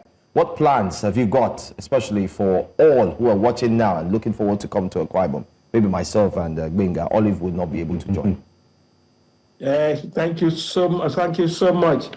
And I'd like to say thank you once again to News Central for signing me on and welcoming Akwa Ibom to this station this morning. I want to also commend you on behalf of His Excellency the Governor of Akwa Ibom State, Pastor Omoeno, PhD, for the good work you are doing and for the coverage you've extended to Akwa Ibom State of recent. We thank you so much. Yeah, coming to Akwa Ibom in focus, December, Ember months, like you said. Akwa Ibom is fast becoming Nigeria's entertainment capital. And of course, you know that whenever it comes to the end of the year, we have 32 days of impactful Christmas, 1 full month of activity, of cultural renaissance, of culinary renaissance, of the best of displays, the best of integration, social networking, gaming, and everything that you can have in December. It's always 32 days of having millions and millions of Akwa Ibomites and Nigerians trooping into Akwa Ibom State to celebrate 1 full month of Christmas, 32 days, in what we call the Christmas Unplugged, which commences December 1 through January the 1st and closes out on the 2nd of the new year. That will be 2026. So that's how it's looking. The preparations are in top gear for this year's Christmas Unplugged. And this year's own will, as usual, have the 31 local government areas participating with the best and very best of his cultural affinities and assets being brought to bear for display, with culinary expertise of each local government being brought to bear. Every local government will bring the very best of what it can offer. And Akwa Ibom is known for one of the best of food in this country. That's part of what is happening. But beyond that, December 6th will be a unity concert. The unity concert will be held at the International Worship Center, and of course it will have some of the biggest gospel artists on display, from Messi Chinwo to Robbie Friga to Rosat, and all of the big names coming on stream on December 6th this year. So December in Akwa Ibom is getting ready for what it is known for. All right, but before the beauty that December looks to, holds in Akwa Ibom, I hear that November is also a November to remember, that there's a food festival from the 18th to the 22nd of November. Is that correct? And if yes, please tell us more about it. Yeah, there's a food festival. That's a private sector initiative driven by a private company, which is good, and government encourages the private people to participate in all that. So the tourism, the people in the tourism department and so on are very much aware of this, and they're encouraging the people involved in the food festival to promote the best of Akwa Ibom. But in terms of state calendar, what we have listed out from the state standpoint is a unity concert for the 6th. And like I said, it's part of the Christmas Unplugged. And I did mention that you will have Messi Chinwo, we'll have Moses Bliss, we'll have Victor Thomas, we'll have Progress Effiong, we'll have John Bassi, we'll have David G, we'll have Prosper Ochimana, I think that is the right name, Rehosat, Queen Favor, Bobby Friga, all of them will be in there to perform at the Unity concert on the 6th. And that starts at 5 p.m. at the International Worship Center. But for the Christmas Unplugged, like I did say earlier, which is part of the tourism development drive of His Excellency, the Governor of Akwa Ibom State, it will be 32 days of super fun, 32 days of experiencing the very best of Akwa Ibom. And of course, the Carols Festival, the Christmas Carol Festival, which holds every year. This year will be held on the 19th of December by 7 p.m. And of course, that will have thousands of choirs coming from all over the 31 local government areas of the state, and converging at the new amphitheater at Udodoma Avenue, the newly built amphitheater done by this administration, open air amphitheater for public events of such nature, and that will be another night to remember. As usual, it will be available for Nigeria and the world to worship with Akwa Ibom, follow up, sing with Akwa Ibom, and enjoy Christmas in Akwa Ibom. Now, Honourable Commissioner, let's talk about sports. Your state has been very generous in hosting and accommodating the Super Eagles of Nigeria. It's almost like their home turf, the Super Eagles playing their home games at the Godswill Akpabio International Stadium. Now, the state-owned airline, another first, another brilliant initiative by your state, Ibom Air, recently announced a 200 million naira partnership with Oka United Football Club. Can you tell us about this partnership and the projection of such partnerships? Thank you so much, my brother and the team. on Breakfast Central this morning. Akwa Ibom, as you know, and I did say earlier, under the Arise agenda of His Excellency Governor Monye, is becoming Nigeria's tourism headquarters. And so many things account for this. Yes, you've just talked about sports, and of course having the FIFA-approved stadium with the Godswill Akpabio International Stadium for the hosting of the Nigerian international matches. And of course, that is a product of vision, product of infrastructure, product of what Akwa Ibom is known for. So the facility is there for use by Nigeria and the world. And so, but by the way, let's congratulate the Super Eagles for trashing Gabon last night to that very good victory. We expect them to do more of that so they can rekindle the interest of Nigerians in the Super Eagles and sports development. But coming back to Ibom Air, Ibom Air is a flagship airline of Akwa Ibom State, and you know Akwa Ibom is the first state to develop a successful airline, a brand that is in the sky and is so successful, with 9 aircraft in its fleet in a few years that has been in existence, moving people, and arguably Nigeria's best airlines today. So it's a pride of Akwa Ibom. So far in the life of this administration under Pastor Monye, 4 aircrafts have been injected into that airline, bringing its fleet to 9 under the Arise Agenda Aviation Development Initiative to ensure that Ibom Air continues to thrive and grow from strength to strength. So recently, like you rightly said, I was at the signing ceremony. Ibom Air signed the pact with Aqua United, not Oka United. Okay, Aqua we don't United. have a team like that. Aqua United Football Club of Akwa Ibom State. Akwa United. He signed the partnership deal. I was at that deal, and Ibom Air is supporting its own sister brand, which is Akwa United. Ibom Air is a state-owned airline. Akwa United is a state-owned football club. So that partnership is to push Akwa United again out of where it is now back to where it used to be. And all hands are on deck. And if you had followed, His Excellency the Governor of Akwa Ibom State recently brought in the State Sports Festival as part of the process of developing sports tourism and rejuvenating sports development in the state.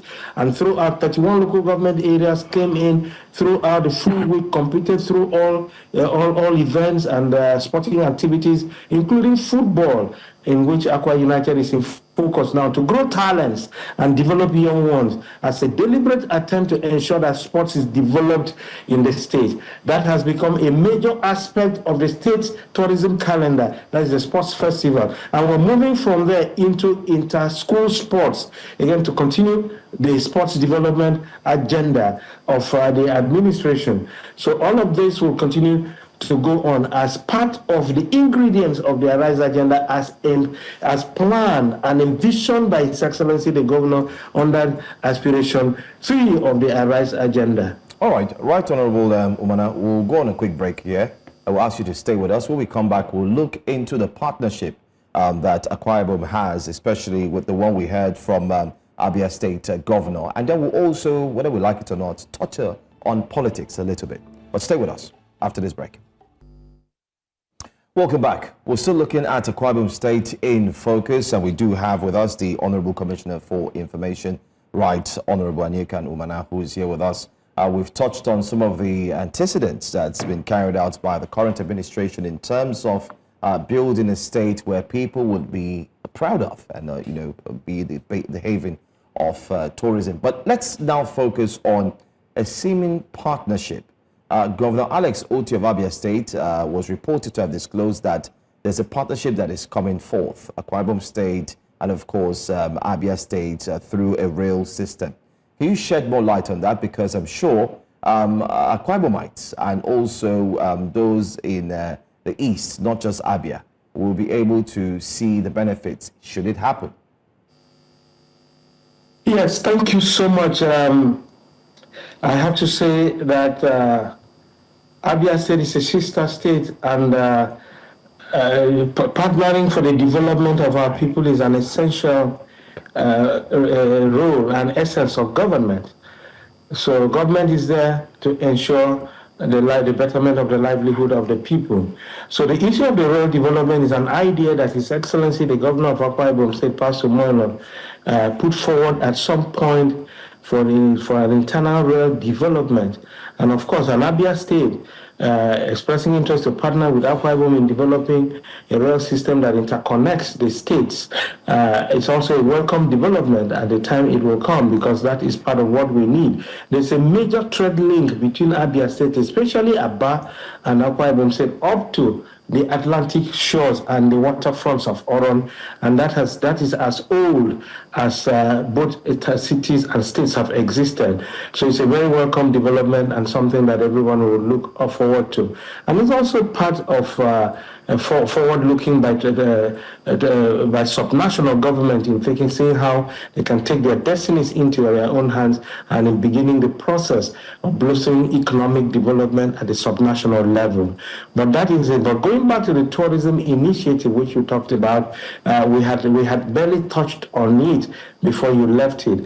We also need to talk to you about the biggest thing happening right now in Akwa Ibom State under the Tourism Development Initiative of the administration of His Excellency Governor Monye. There is what we call the Arise Palm Resort, and I invite you, News Central team, to find time and come see the wonder that is unfolding in that place. The beauty of it is that, or the story behind it is that it is a 71 hectares of gullies of despair that the governor of Akwa Ibom State decided to convert, reclaim, stabilize, and then after spending billions of naira in restabilizing that and saving Uyo from collapse, we now decided, now what do we do with it? Are we just going to spend this money and leave this place bare? No. He decided to put a palm resort in the place. And when you come there, by the grace of God, come to see what is unfolding in that place in the coming days, weeks, and months, it is a beauty to behold. A golf course within one facility, floating bars, lazy rivers, lakes.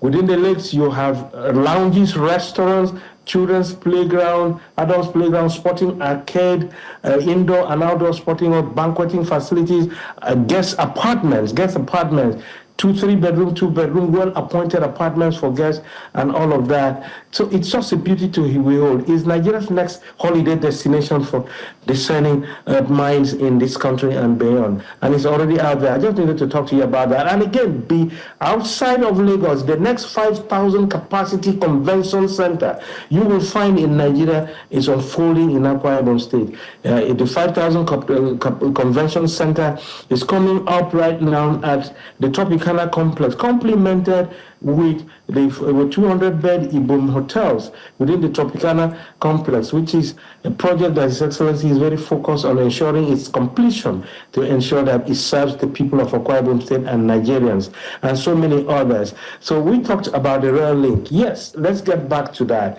The rail link will now come when it comes to, of course, complement the maritime infrastructure that His Excellency the Governor of Akwa Ibom State is building in the Oron area, which is the major link, trade link between Aba and Akwa Ibom State. There has been an age-old trade link between those two towns where maritime activities, riverine products, fish, crayfish, and all of those things come in through and leave the water, the maritime area to the hinterland of Abia State and so on. So the governor of Akwa Ibom State is building maritime infrastructure, shoreline protection in the entirety of that Oron shoreline, and then putting in jetties, both commercial jetties, jetties for security, warehouses, cold room to support the fishermen and of course the water-based activities that goes on there, so they can have storage facilities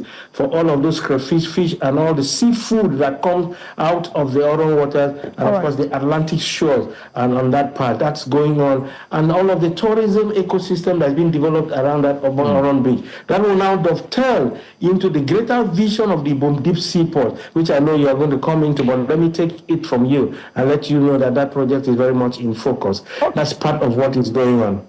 All right, I want to move the conversation a little further.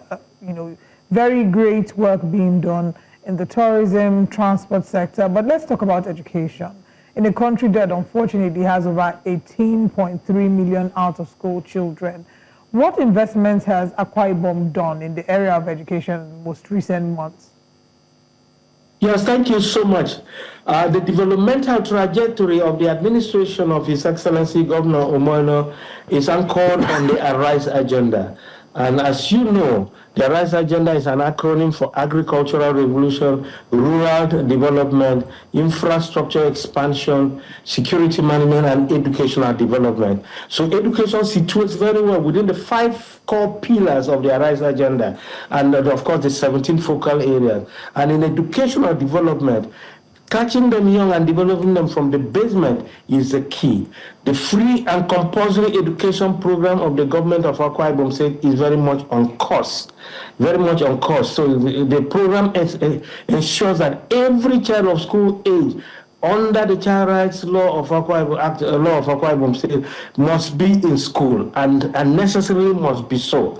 And the schools are supported to ensure that these children are in school. Now, beyond that, the governor of Akwa Ibom State has made it compulsory for children in all of the new model schools that have been built in the 31 local government areas to also have access to uniforms, school bags, and books at no cost to the parents.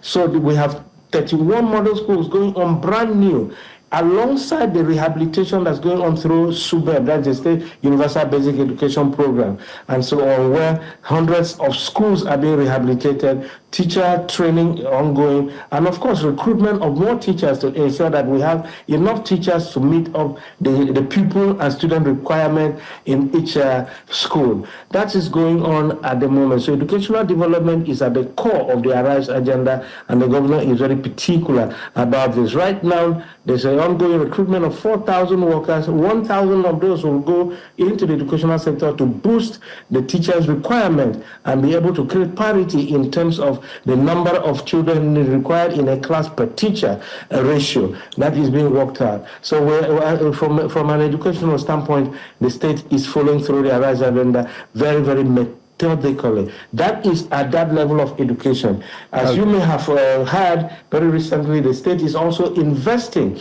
very heavily in ensuring the growth and development of the state-owned university, the Akwa Ibom State University, by ensuring infrastructure development, staff support, and of course, continued investment to ensure that all of the accreditations already gained are sustained in that school, alongside the state-owned polytechnic, the Akwa Ibom State Polytechnic, and the recent conversion or announcement of the conversion of the state-owned College of Education to University of Education. That approval was granted by His Excellency Governor Omoyeno only 3 weeks ago in the Executive Council, and the process of the conversion is ongoing to ensure that we can now have teachers who go through full university BEd process without having to stop through the NCE and beginning a BEd again and going through a period of 6 years or more in just getting a single degree that will enable them to teach. So that State College of Education has now been converted to a University of Education under the administration of His Excellency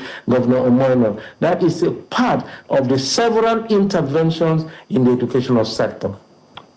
Thank you so much, Honourable Commissioner. Just before we go, we would like to ask you about, I know you mentioned that agriculture is part of the ARISE points that the government uses as a focal point for governance. Now, the governor recently announced the commencement of a tree crop revolution, which is expected to be coordinated by the Akwa Ibom Agriculture and Food Security Committee. It sounds very, very interesting. Could you shed some light on this tree crop revolution? What does it mean and what does it entail? Revolution of the state government under the ARISE agenda. The A in the ARISE agenda stands for agricultural revolution, and tree crop revolution or development is an essential ingredient of that agricultural revolution, because His Excellency thought it out that under the agricultural revolution and development, beyond building the model farm, the Igbo model farm, the integrated farm settlement on 50 hectares of land sitting at one location in Isurubium local government with farm and non-farm assets going on, including conferencing facility, hotel facility, and all of that within the farm settlement, which will be replicated in all senatorial districts, and local government areas have been encouraged to also provide land for the development of these farm settlements. The tree crop revolution is one essential part to ensure the development of tree crops, which is a major contributor to agricultural development. Palm produce, palm oil, palm kernel, and all of the offshoots of the palm itself, major contributors to foreign exchange development and growth in every country. If you look at Malaysia, look at countries that have invested in this.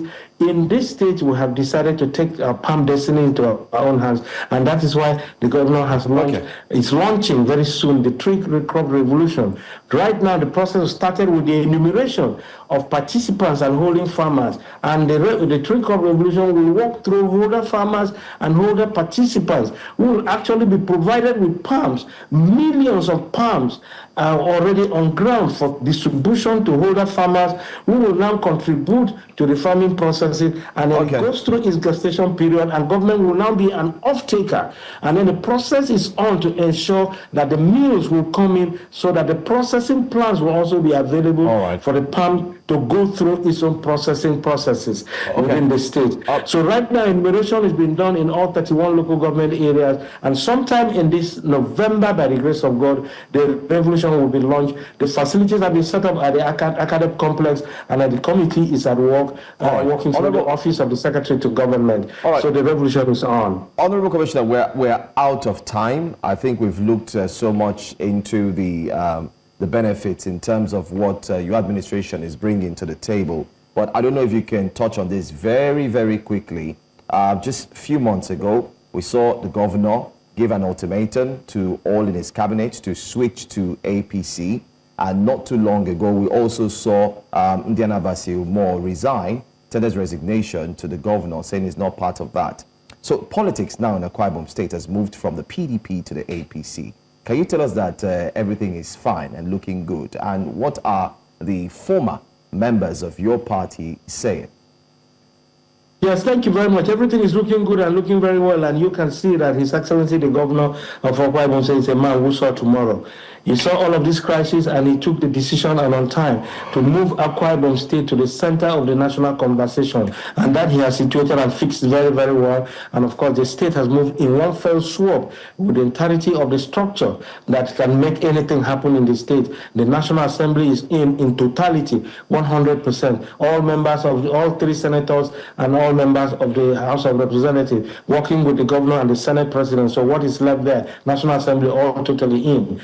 The State Assembly, out of 26, 24 members are in. That is super flux majority. So what is left? Local government areas, 31 local government areas, 30 are in, totally in. So what is left? So the state is in. So everything is going well. Consolidation and working with the center is progressing. But very quickly, I have to say to you, I thought you had time on this program. There's so much going on in the state. Workers benefit. Human capital development is an essential ingredient beyond infrastructure, beyond the 960 kilometers of roads in 2 years, beyond all of the hospital, medical center, health centers, the international health centers, the tourism initiative, and all of that that's going on, the agricultural initiative, the security, the maritime justice, the deep sea port projects, and all of that. Human capital, the government is deliberately investing in human capital to raise capacity for the state, training and retraining people, building capacity and empowering them through the boom-led, Leadership and Entrepreneurial Development Center, where we have different cohorts. We are now at 4.0 going on, and where over 10,000 people have been trained, including the SAC, and empowered with various capitals to ensure they work. And of course, the seed fund provided through BOI, we have 4 billion from both sides to ensure to support small businesses. Over 10 billion have been put into direct equipment and direct cash support to small businesses to grow SMEs and so on and so forth. So much is going on. But looking at even workers or retirees who left 98 billion of outstanding gratuities and pensions and so on. Right now, about 78 to 80 billion have already been paid in about 2 years to ensure that you bring those people to parity to the best of the ability of the administration. Right. So much is going on that we can talk about. And I think in terms of investment, development, the government is expanding the investment horizon and building the brand of Akwa Ibom. So the medical city is coming up right now in the state, and all of this is being harnessed to form the tourism ecosystem. So we can have the agricultural tourism, the medical tourism, heritage tourism, sports tourism, aviation tourism, and so on and so forth to help harness and galvanize the entirety of the tourism assets of Akwa Ibom State into one and create the destination that Nigeria is waiting and looking for. And that is Akwa Ibom State. We invite you to come, live here, work and enjoy what the Almighty God is using. I'm sure you don't want us to leave New Central and move to Akwa Ibom. But then again, thank you so much. Thank you so much for having me. Thank you, Honorable, for Olive is even wearing Akwa Ibom colors. She's ready. Yeah, thank you, sir. All right. Okay, that does it for that conversation. The news is up next, after which we'll have the front pages of the newspapers. Stay with us.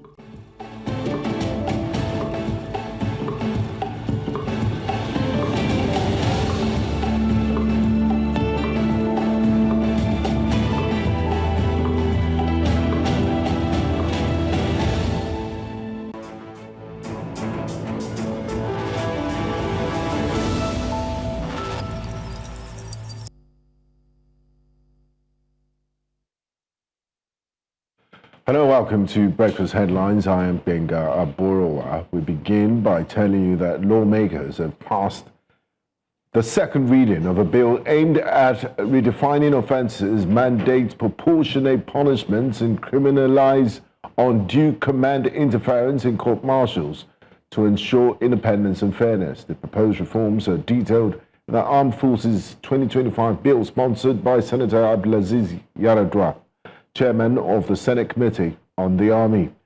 The bill further proposes amending Section 173 of the current Act to prevent administrative reports such as boards of inquiry from serving as convictions without trial, while the bill also prohibits the enlistment of minors, aligns Nigeria's military practices with the Child Rights Act, the United Nations Convention on the Rights of the Child, and the African Charter on the Rights and Welfare of the Child.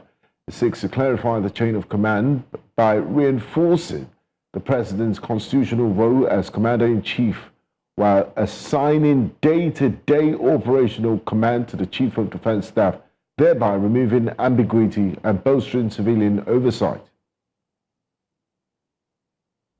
Reports of boards of inquiry set off by military authorities should not serve as a basis for conviction, but rather it should be subjected to a trial by a court of law before such conviction shall be upheld.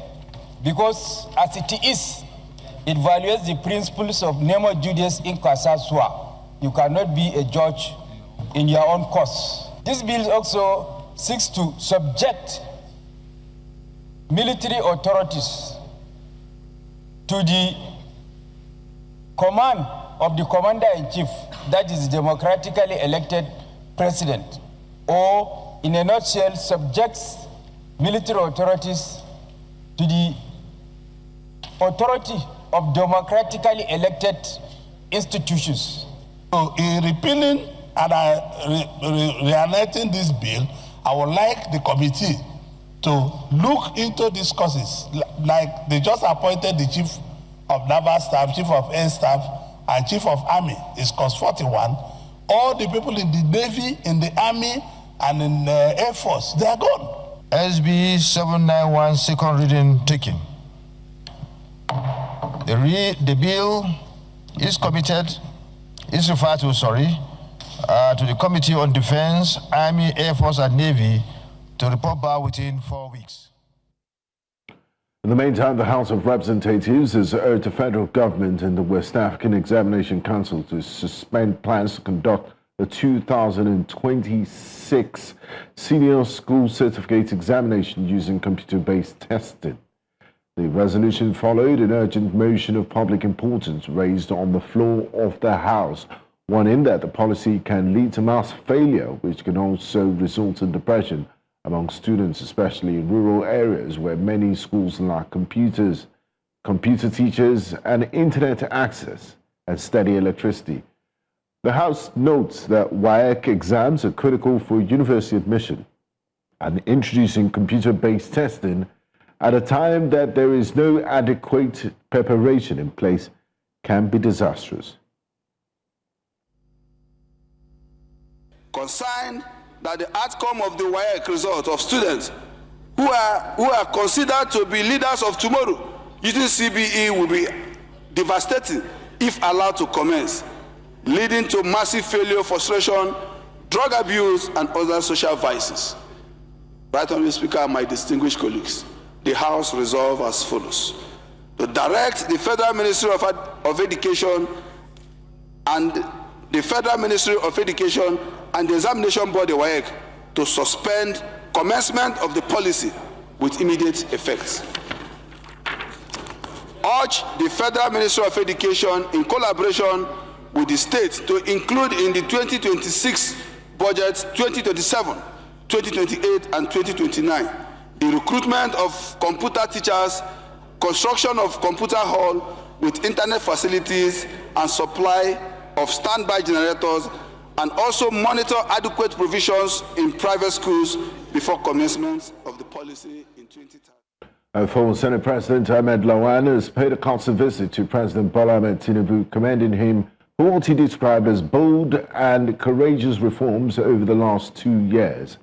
He praised the administration's effort to stabilize the economy, attract investments and security, and steer the nation towards growth while addressing the need for inclusive economic gains. Lawan noted improvements in national security and expressed confidence that ongoing investments in the armed forces would yield greater results, urging Nigerians to continue supporting security agencies.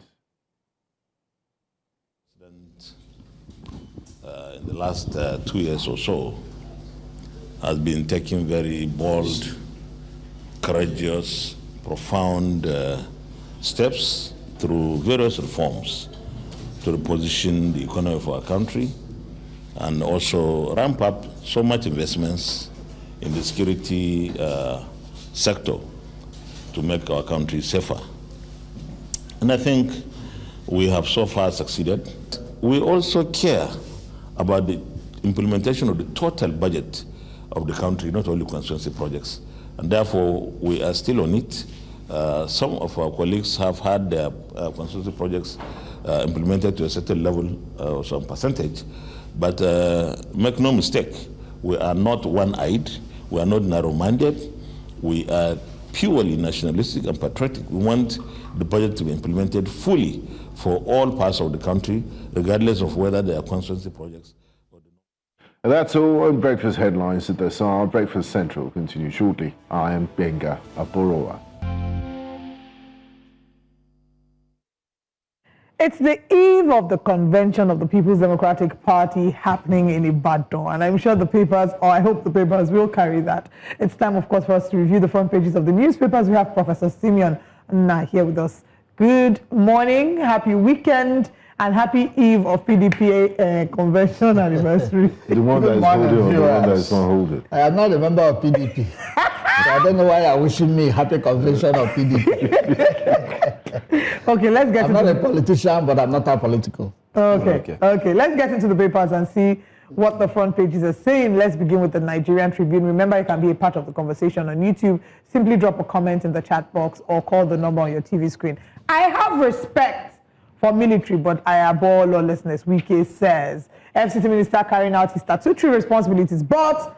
according to Leonard S.A.N. Falano. Ex-CDS Irabo faults Wike's action. NCP approves BPE move to cede Afam Power Plant to Transcorp Power Consortium.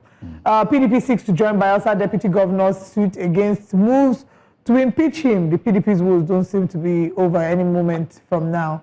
Federal government halts planned 15% import duty on petrol, diesel. And I think maybe we'll start with that one. Is that good news? Is it indicative of the federal government being one that listens, or they're postponing the evil day? You see, I kept on saying it here, that these policy somersaults, they are one too many. It was last week I said it here. Yeah. And now there's another one. Is this a somersault or a pause? Because they're not saying they won't. It's just they're pausing. It's a somersault, no matter the way you look at it.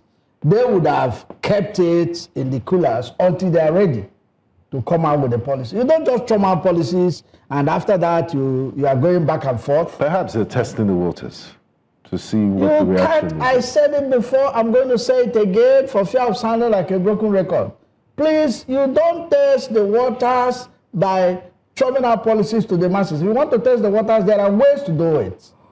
You do a survey, you do a random sampling, or you get a sample size of the population and you test it on them. You can give questionnaires to experts in that field and they will advise you. Then when you collate that, you'll be able to know which direction you are going. You don't just have a brainwave and you go to press. And the next minute, you are recalling it, you are doing the abracadabra again. I don't like that. No government functions that way. Even mechanics today, like I said before, they have these diagnosis tools they use now before they do trial and error, which what this government is doing. I mean, we should stop this trial and error stuff. It's one too many. All right. Let's now come back to the big story of His Excellency at this point, you know, the leader of the FCT, Minister Nyesom Wike. Well, you see, I've listened to... Because why I said leaders, because I called him His Excellency. The president is the leader of the FCT and the nation. You know why I said that one? Because of the argument of who is he the governor of the FCT or not? Because he say he's carrying himself like the governor. He's the governor of FCT, if you like, because that's the position he's occupying. You see, I've listened to shades of argument from Leonard Sikh, from military people, and what have you. But my opinion, which I stand by anytime, any day, is that what Wike did was an embarrassment. And I'll say it from this point of view. Now, I know that there's a tribunal that is in charge of land cases in Abuja because I have an in-law that works in that tribunal. Oh. So I know. The question number one, did Wike go to that tribunal to get judgment? Question number two, if he got judgment, is he the law enforcement agent? He said that will go there to enforce the law? He said they had gone. I forgot the name of the department now. That had gone before the officials and the soldier chased them, which is why he then went. No, even at that, the soldier, if you take it from the point of the soldier even said they showed the documents to the people that came earlier. And again, you see, the soldier was acting on instruction. This is not the first time this thing is happening. Recall the time what is it called again? What's the position that Ribadu is holding today? National Security Advisor of Jonathan. Yeah. The way he was punished. Because during the time the late president was incarcerated, he was under order by IBB not to release him even when the mother died. And because of that, the guy was punished for obeying the last order. For obeying the last order. I mean, these people and they know that in the military, you have to obey the last order. Now, some people are saying, if you are asked to go and kill your wife, will you go and kill your wife because you are asked to obey the last order? No, it's a different ballgame here. It's a different ballgame because this man, the order they gave him was not, from the military point of view, it was not something that is out of place. Very true. It was not something that was out of place. Again, the questions I asked have not been answered. Let him tell us that he had an order from that tribunal that's in charge of the law to go and take over. Even at that, he should have sent security men to go there and... not as a minister. Yes, not as a minister. Even the Minister of Defense said he should have contacted him, that they are both ministers, and they will understand. I even learned he called the CDS, he called the naval chief, and those one asked him to wait, that there's an investigation going on. Okay. Let them finish the investigation. That will not last for more than 2 days. Now that we are where we are, How do you think we should proceed? The Honorable Minister held a press conference, said a lot of things. Many have said, I believe that he should apologize for how he, the statements he made. He also said not respect just the begets officer, respect. but the institution. And I've just seen that the learned SA and Falana also says that, yes, you are within your rights to inspect, but you didn't handle this properly, and you should respect, you should apologize, and that the president should call him to order to apologize. Do you think he should apologize, and do you believe he will apologize? Two separate And things. who should he apologize? But he will not apologize because of his ego. And who should this apology be directed to? The apology should be directed to federal government because he disrespected federal government for that uniform. That is a federal government authority. So he should apologize to federal government, not the young man. Because apologizing to the federal government is taken that he has apologized to the young man. Okay. Now, what I'm saying, because I look at issues the way they are.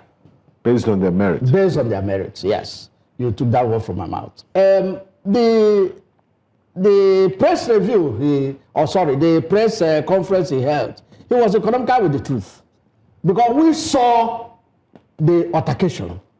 I did not see it from social media. I saw it from channels. Channels were the first to, because they were there, they were on ground. So they were the people that showed it. And there was no time that young man pointed a gun at him. So what's the narrative that a soldier was pointing a gun at him? The soldier was pointing a gun at him. So even his SA was saying all manner of, although that one, forget him, because his own case is a different. Are you talking about Mr. Larry? Yes, I'm talking about him. Okay. I'm talking about him. His own case is a discussion for another day. Let's focus on the issue. So you see, the point here is that they cannot be gaslighting us now. We saw it, these days. Some of these things, you can't be telling lies when there's a video evidence of what happened. That guy went with him, the cameraman went with him, and from the scratch to the finish, they showed what transpired. So why would somebody be gaslighting us at the end of the day? Okay, now still talking about the form of the apology. Since you agree that he should apologize, but you do not believe that his ego will allow him to apologize. Yes. Is it okay if the apology is done through his advisor, Larry Olayinka, through a publication maybe on X? Of course, if he does that now, it's taken that he has, because if he does not authorize it, he cannot go and, but if he does that, he will fire him. So he has to authorize that before he That's a more faith-saving way of apologizing. Yes, now. All right. So that is the but he should apologize. Okay, let's go back to the front page of, or maybe we should go to another paper. Yeah, take a few more stories. Let's go to another paper very quickly. Let's see what our next paper is. Possibly we can do the Punch. Most importantly, the front there, Ibadan Convention. PDP delegates arrive amid Saraki's cancellation move. And we can see here, ex-Senate President George. Top PDP leaders clash over caretaker committee plan as INEC reviews judgment. Judgment upon judgment. No need to waste time. No need to waste time. No need to. Okay. The only winners here will be Ibadan hoteliers. What's your take? Let me say it succinctly, the way it resonates with me. They're not just fighting for the soul of PDP here. They are fighting for who is going to be the standard flag bearer, if there will be any, in 2027. And like I said this morning in another station, we have seen these things play out. When the PDP, Wike wanted the convention in Port Harcourt, he insisted that if it's not Port Harcourt, it's not going to hold. They took it to Port Harcourt, his candidate Article 1. We saw it again play out in Lagos when the current president insisted that the convention of APC must be held in Lagos. It was held in Lagos, his candidate won. Because what they do is that they buy off all the hotels around so that the other candidates will not have where to put their own delegates. So that's one of the challenges we are going to have, and that's outside the brouhaha. I'm saying some of the things that made, that is calling for this, what they call it again, that they want a caretaker. Caretaker committee. Who is bringing that caretaker? That's why I'm saying this. Bukola Saraki. He wants a shot at the presidency. And if you must go for that shot, you cannot hold that convention in Ibadan because you cannot win if it's in Ibadan. So who will win in Ibadan? Who do you think likely? No, if it's in Ibadan, Seyi Makinde, there's no good saying about it. You don't need a soothsayer to tell you that. If it's held in Ibadan tomorrow, Seyi Makinde will pick the ticket. And do you think it will really hold in Ibadan? They are going to hold it. That's not the question. The real question would be, what will be the outcome after that? Because there are court cases, there are litigations here and there. All right, let's put a pin on that. We'll come back and still speak some more about this right after this break. Welcome back to Breakfast Central. We're still reviewing the papers with Professor Simeon. And before we went on the break, we're speaking about the PDP convention scheduled to hold this weekend. And Professor, your position is, of course, it is holding. There are conflicting court judgments. Federal High Court in Abuja with 2 different justices have so far banned that convention from happening, banned INEC from participating in the convention. And from the rider on the front page of the paper, we can see that INEC is reviewing the judgments because an Ibadan, an Oyo State High Court gave them the go-ahead to, have the convention. You see, that's a challenge. Before I go ahead, sorry, I said Seyi Makinde was going to. Seyi Makinde is not contesting this one. This is to elect National Working Committee. However, the Seyi Makinde's candidates are going to be the people that will go in there at the end of the day. I think that's the right thing to say. Now, having cleared that, what's your question again? I was asking about, for you to further expand your thoughts because we said there are conflicting court judgments from courts of coordinate jurisdiction. Now, that has been the bane of this society because we shop for court judgments in a place we know that will be favorable for us. Look at the Wike faction. They went to Abuja where they are holding swear to shop. But justice is blind and the judiciary is independent. Yes. Then that is what we normally say. But we discovered that the judiciary in Nigeria is not dependent. Not my judiciary. I speak the for judiciary in Nigeria is not dependent. Why do you say that? And do you have evidence to back up your claims? There are several evidences here and there, that have been the newspapers and the social media are awash with most of the things that we have seen play out in the past. Look at the thing we were discussing when there was a break, the Fubara issue. The Supreme Court gave judgment and mentioned issues that were not before them. And the law is very clear that the court is off for the Christmas. You cannot be making pronouncement on a prayer that was not asked for. So what are we saying? No, let's not so go back into to that. those convention issues. They went to Abuja and shop for their own judgment. Seyi Makinde is in Ibadan. He went to his own backyard and shopped for another judgment. And then the problem I have with these politicians, because they are the people causing this problem. Now, all the courts they are going to are courts of corresponding jurisdiction. Why didn't any of them move the matter to appeal court so that we can have a fair judgment? Because this one now, 2 high courts in Abuja, 1 high court in Ibadan. So why are they not? Well, yes, they are on the same. They are at par. So you pick and choose the one you want to obey. As far as it is concerned, now you pick and choose the one you want to obey. As I think today is Friday. Today is Friday. So we might expect the court. The court in Ibadan is going to give judgment today. How do you know? No, it was said now. It was said. It's not, they said it when because we had mentioned that by 12 or 2. It was an expertise motion. So he's going to deliver on that expertise motion today. Be rest assured, I am 100% cocksure that he's going to deliver the judgment that the convention should go on. And when that happens, it is the last judgment. So they can now decide to say the last judgment we got was to go on with the convention. So that's why some of them are flexing their muscles, because they know what is going to happen before. We know that judgment these days goes to the highest bidder. So they are going to make sure that as far as Ibadan is concerned, they are going to be the highest bidder there. Since they cannot be the highest bidder in Abuja, That of Ibadan. Quick one, before we wrap up, I want to know your take on this. Tinubu shifts 15% fuel import duty to Q1 2026. Is this still policy somersault? Since they've given a timeline. Let's wait till first quarter of 2026. Because the guys, there's a banter going on. The guys are insisting that it must go.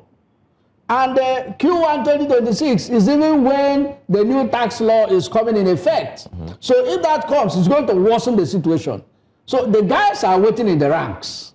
And I can tell you for free that there's going to... I listened to the chairman of, what is it called now? The other one, you have NLC, you have TUC. And then the TUC and the Pengasin people, I listened to them last night. And they were insistent that this must go. So at the end of the day, they are going to still go on with it. In fact, what the government did now was to douse tension. But that tension is going to be more in January. Because with the new tax law and this one coming in again. Listen, one thing people in government, I don't know why they don't seem to understand it, is that once there's a 1 naira, 1 kobo increase in pump price of fuel, every other thing is affected, including the paper in the market. Because the woman selling paper will tell you how much she paid for transport, and she will pass that to the consumer. Oh, poor Pepe. All right.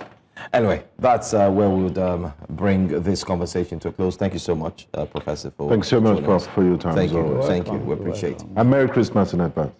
Hey, that would be too early. It will be too early today. We'll go on a break. When we come back, Sam Dandy joins us here to take us through. Edewo, actually. Oh, Edewo. Yeah. All right.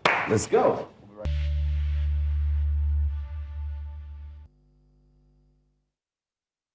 Hello, welcome back to Breakfast Central. It's time for Entertainment Roundup, and we have no other person than Edewo, one of the best to ever do it in the history of entertainment in Africa. You know how it is. A legend. And a veteran. Yes. Can I say something? Please. This thing he said, when Sam Dandy comes he says next if everybody week, is he will Sam say he's the Dandy, best. is Sam Dandy a veteran? Is he a legend? He's upcoming, but he's good. Okay. It's like I must tell. I will not be in between this. It's like Ronaldo and Mbappe. He is the Ronaldo of Sam Dandy is Mbappe. Sam Dandy is Mbappe. Too much speed. You know, for the future. Okay, Edewo, aka Voice of God. I'm with Please you. go ahead. Can we move quickly as, you know, the entertainment scene is wild this past weeks. And let me just drop this first one. As Senator Ned Nwoko has set the record straight about when he met his estranged wife, Regina Daniels, and how old she claimed to be, according to the Delta State North Senator. Regina told him she was 21 at their first meeting, and even handed over her INEC voters card as proof, showing her birth date as October 10th, 1998. Now, messy accusations have recently rocked their marriage. Regina alleges domestic violence, while Ned Nwoko claims she's using hard drugs and needs rehab. She fires back saying he was the one who introduced her to them. Now, amid the drama, Nwoko took to X to shut down the rumors that he married her at 17, calling the claims false and misleading, and insists he kept her voter's card from day one as proof, just to hold it down. He also pointed out on an old BBC interview with her mother, which confirmed her age. Guys, it's a lot. But Mercy Johnson, who is her godmother, who carried her as a baby, has still put out, you know, something that sort of affirms the fact that she may have been underage. She may have been 17 when they got... Yes. So it's a lot of back and forth. What does this mean? And these are strong allegations. Yes. Said Senator Ned Nwoko is a lawmaker, a senator of the Federal Republic of Nigeria representing Delta North. Yes. And in I would expect that this is not something that is swept under the carpet. That this is something that requires proper and thorough investigation before we can proceed. It keeps getting messy. It makes me sad to see how messy there's a new layer. Every day there's a new layer. Yes. Now they've involved his other wife, Layla, into the conversation. But if there was no trouble in paradise, would the age reference have come out? Maybe not. I doubt it. But at the time, the reports have it that Mercy Johnson kicked against it. She wasn't in support of it because of the age reference and that they didn't talk for years. but then they reconciled in 2022 But the again. senator brought out the voters' card. But then, which if he you check, said there's he also had. another document that they've put forward that, so the question is, which document Which is one correct? is- which one and is- maybe It the also court will calls to interpret. question the integrity of some of our national documents, because why should somebody have two with different conflicting? Shout out to Oluyole. Or was it adjusted to fit fit the into the situation situation, at the knowing time? fully well that Exactly. it This is could not come legal. out in the future? So let's, my brother. And this also, how story- is this entertainment news? It's entertainment now. Because- Nigerians find she's it an actor. entertainment. As long as Personal- she's okay, an she's actor, an actor. she's an actor. She's an yes, actor. that's The what public everything- figure. You It's understand? sad that now it's become entertainment for Nigerians, but that's the reality of what it is. And the sadder part is that there are children involved in this conversation. You know, I mean, the ex-wife has also made strong allegations against Regina Daniels. Says Regina Daniels was the first to bring her into the conversation. It keeps getting messy. All right, I hope law it's- enforcement should step in at this point. And NDLEA, I for think they're going to go to because court. there's a lot They'll of go to court. They should go to issue court. of drugs. you know, They when, should sort out their issues in court. I when mean, the this best issue- man or woman win. when this issue came out, I Yeah. had made a statement here on breakfast. I Personal said, family I said, problem. I said this thing a family problem. But second, I also mentioned that if drugs were involved, because the senator had said you were taking drugs. She said, yes, I was taking drugs. But who introduced me to the drugs? So where was the NDLEA in all of this? Exactly. Because indirectly you've opened the can of worms that, Right. oh yes, in my house, Yes, drug taking is Allowed. rampant. yes. And you are a lawmaker. My brother, the story deep. Please, Story next deep. story, Like please. I say, every Yes. other day we get to unveil new things. I mean, if it were some other crimes, there would be serious consequences. Of course. The consequences, yes. Of course. It should be. It should be. Well, let's talk about someone who made us proud as former BB Nigeria superstar, and that's Tacha Akide has officially entered the Guinness World Records for earning 2 titles for the most cosmetic makeover, completing in 8 hours and 24 hours as well. She achieved the feat during her Tacha Beauty Festival in Lagos, completing 82 makeovers in 8 hours and 144 in 24 hours. Guinness World Record announced the achievement on their X, prompting emotional gratitude from the 29-year-old. Tacha thanked her fans, team, and her late mother, by the way, describing the journey as one fueled by grace, determination, sleepless nights, and every other way that got her through. She said the record reflects her passion for beauty and believes that African women deserve global recognition. Congratulations to Tacha. Yes, yes. And I'm sure they need to check the Guinness Book of Records. Nigeria probably has one of the highest record holders. I'm telling in you. the last few years. Last few years. They're breaking records left, right, and center. Well, Not just the women, the men also breaking records. Olive, that look is like you are expecting a I want punchline to. I'm not going anywhere. I want to break. Say what Olive is I'm expecting I want to something. break. I want to break the Guinness World Record. No, please, before that, I need us to talk about this story because we're running out of time. Sorry, please, let's go to story 3 because I Okay, have let's to go say- to story 3 because Olive Thank wants you, to say thank something you. about it. Now, Burna Boy has stirred fresh controversy after kicking a couple out of his Denver concert. When you say on kick out, Wednesday. did he use his boots? No. because you know he always uses his boots. For Metaphoric allegedly way. falling asleep during his performance. Now, Yes. the Grammy winner suddenly stopped the show, calling out the male fan and ordering him to take her home, insisting he wouldn't continue until they left. The couple hesitated, for a bit, but eventually exited after the crowd joined in. Now, Burna resumed the show afterwards, but the incident sparked backlash, with many fans criticizing him for ejecting paying attendees. This isn't the first time Burna Boy has made headlines for such, a moment. We can remember from his escapades and things like that. But yes, guys. what do you think? Unfortunately, I mean, while the video is playing in the background, as it should, I would explain that this was Burna Boy walking away. He said that he will not sing another song until they both exited the stage, the hall, because she was sleeping. And then shortly you see a lady come to her, almost like they are trying to convince her, hey, look at the lady, like, auntie, come and be going now so that he can be singing. First of all, unless this was scripted, then this is terrible on all grounds. Unless this was scripted to get Burna Boy and this show to trend, then this is incredibly disrespectful to people who paid money to come and watch you. Celebrities need to know that you're a celebrity because you have fans. Yeah. These fans support your music by streaming your songs, by coming to your shows, and this is not how you treat a fan. This is disrespect on all fronts. And if this wasn't scripted, they certainly need an apology. And you don't know why she was sleeping. For crying out loud, she could have been ill and decided, oh, I must still come for this show. She could have been, you know, she could have had a very long day. A very long day, yes. Or maybe the show was not as exciting for her as she had hoped it to be. I mean, exactly. If it was that interesting, maybe she wouldn't have been. Wow.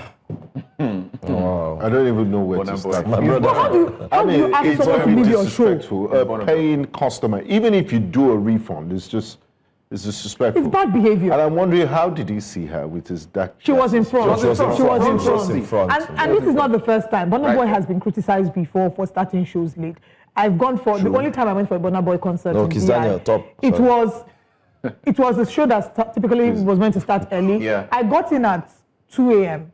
ish, and that was about the time he was coming out. That's an ungodly. That's a Nigerian factor. 2 a.m. Yes. That is a Nigerian factor. Wow. Almost 90% of Nigerians. But again, we need to redefine these things because celebrities need to know that they must treat fans with respect. And that, so it's not just Burna Boy I blame. I also blame the fans in that crowd that were then doing the girl to leave. They also told us to leave. That's terrible. Bullying. Where's our humanity? And well, in I don't want to say, but on a normal day you can even sue, ask for a refund.